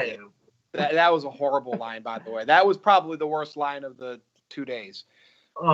Imagine if Big Show was saying stuff like that. Like, would you take him seriously? Who? Oh, I mean, Big Show did such a stupid... Oh, Big Show in a diaper? We were talking about disgusting stuff. That's what it reminds me of. Big Show in the diaper. Like, damn. Well, those were definitely the top two cringeworthy spots of the Raw and SmackDown. But also, anything right now with Miz and Shane McMahon. Oh, yeah. Good point. It's awful. So it's like, to me, it's like the Miz got hit in the head the last couple of months and has amnesia, and he doesn't remember who the Miz is. Right. And he's just randomly interacting with Shane. That's what I feel like. Pretty much. So that was that's it. And I'm sure we could nitpick because that's how bad creative is. We're literally talking on the review about cringeworthy moments. Yeah. From Raw. Well, where's Miz and Shane going? Are they going to fight at WrestleMania? Are they going to break up at the pay-per-view? Are they going to win the tag team title? Didn't they say that they were... Oh, but they are fighting at Royal Rumble, right? Did they say that? They're teaming up against the Bar, but why do I feel like they're gonna split at the Royal Rumble and then have a singles match at WrestleMania? I feel like that's the direction. I think I hope Shane's got not. in his contract, and that's going to be the easiest match for him, right? Him and Miz. I mean, Shane's at the point where he can't really do as much as he used to, or he shouldn't. So, here you go. We'll have you go against the Miz. And the Miz is just fodder for everybody. He basically will job to him when it's over. You don't think they're going to hold the titles for a little bit? I think maybe they hold the titles for a little bit and then split like the pay-per-view before Mania. No, I think Miz will turn against Shane and kick his leg out of his leg or something, like what Owen Hart did to Bret Hart back at the '94 Rumble. Virtue, didn't you really say that you hate the part where Miz is showing Shane the gear and then Shane walks off with Vince and Miz is like, Shane, where'd you go, Shane? That's the thing. We saw for the past year Miz cutting these promos with Daniel Bryan and anybody he was against. These passionate, top-level promos, and then now he's doing that. That's why I'm calling the amnesia angle, but they just didn't tell us. We have to guess that's what he has. And then all of a sudden, Shane will discover, I didn't know you had a concussion and you had amnesia. Right. Well, Virtue, this sounds like a better storyline than what they're actually doing here. They'll probably have less of an explanation than that. I know. But I mean, I'm just saying, The Miz is not even close to being The Miz out of nowhere for no reason. Right. It's insane. It's cringeworthy. WWE should know better. But like I said, their main product, that's not what they make money off. Their main product. So they're in a million countries. The WWE network's everywhere. They get rich countries to pay them for stadium events. The networks are giving them money for their 2 million ratings. And NXT caters to that crowd that says AIW is going to take over, or AIW. Shout out to my Cleveland peeps. AEW. Right. NXT is already in place for that market. So I don't think WWE is sweating them at all, even though supposedly they're going to ban the gear or whatever. But I think they're more pissed at Jericho because he was so loyal to Vince, and then out of the blue, he's doing something different. I think that's really probably what gets WWE more angry right now than anything is Chris Jericho got under Vince McMahon's skin because he succeeded outside of WWE. Yeah, because Vince doesn't like that for sure because he wants to control everything, and that's legendary, Aaron. I mean, if we really think about it, Jericho just put another notch on his belt of legendary things he's done. I feel like the video of him signing the contract, like, really, really had to piss Vince off. Like, man, I feel like he was almost taunting Vince. Aaron, are the rumors true? Did Jericho talk negotiations with WWE leading into all of this? Well, that's what the rumor and innuendo is, that he did talk with WWE, and maybe he did tell Vince, I'm going to take this AEW offer. Is there anything you can do to match the offer? And Vince is probably like, do what you got to do, man. Yeah. And that was that. All right. Well, great discussion, everybody. I'm out of gas. Anybody else have anything? I think we're good. We had a great discussion tonight. Let's go around the horn. Caitlin, take it away. NoDQ/Caitlin takes you to my stuff, and that's all I got. And TJS. That's CAITL. No! KAITLIN. Which is good that you bring that up because nobody spells it right even when they're looking at it. So. Man, I have OCD, so I have to spell everything right. NoDQ.com/TJS will take you to my Facebook page. Talk to me about wrestling there. Twitter at NoDQ_TJS. NoDQ.com/shirts. You can get the great t-shirts. I say it every week. NoDQ.com Galaxy shirt. Your name is on it, possibly. Yeah. Look at the beautiful print. Your name in the stars. Oh, yeah. Yep. Virtue's great. Is that the shirt? Is that double-sided, or is that just a different shirt than what you have, Aaron? Different shirt. Oh, okay. Well, like I said, there's a #Fire Virtue shirt. Even if you like it, you can buy the shirt. It's a nice shirt. I still have this one too. Oh yeah, Virtue's Rage, and you can get the traditional NoDQ.com shirt, and there's a Ladies of NoDQ shirt. We get all kinds of shirts, folks. Pick one up. Support the personalities. All right, well, thank you for that plug, TGS. And again, thank you for coming on despite being a little bit under the weather. And, with all all kidding aside, thanks to Big G for being on all these weeks. We're just giving him a hard time. We're busting his balls, but we're happy that he's a part of the team. And Caitlin, thank you for coming on fairly last minute. It is much appreciated by all of us. And Virtue, thank you for your hosting duties as usual. And of course, thank you to everyone out there for watching. Stay tuned to NoDQ.com for the very latest. And Virtue, let's go ahead and wrap this up. Well, follow me on Twitter at NoDQ_Virtue. And that's where you can go and tell me my video quality's bad. You can tell me my sound quality's bad, even though right now, today, I'm using an iPhone 10. But I enjoy all your banter. And, of course, NoDQ.com/Virtue with a lowercase v. So for Aaron Rift, for TJS, and for Caitlin, I'm Virtue. We'll see you next time.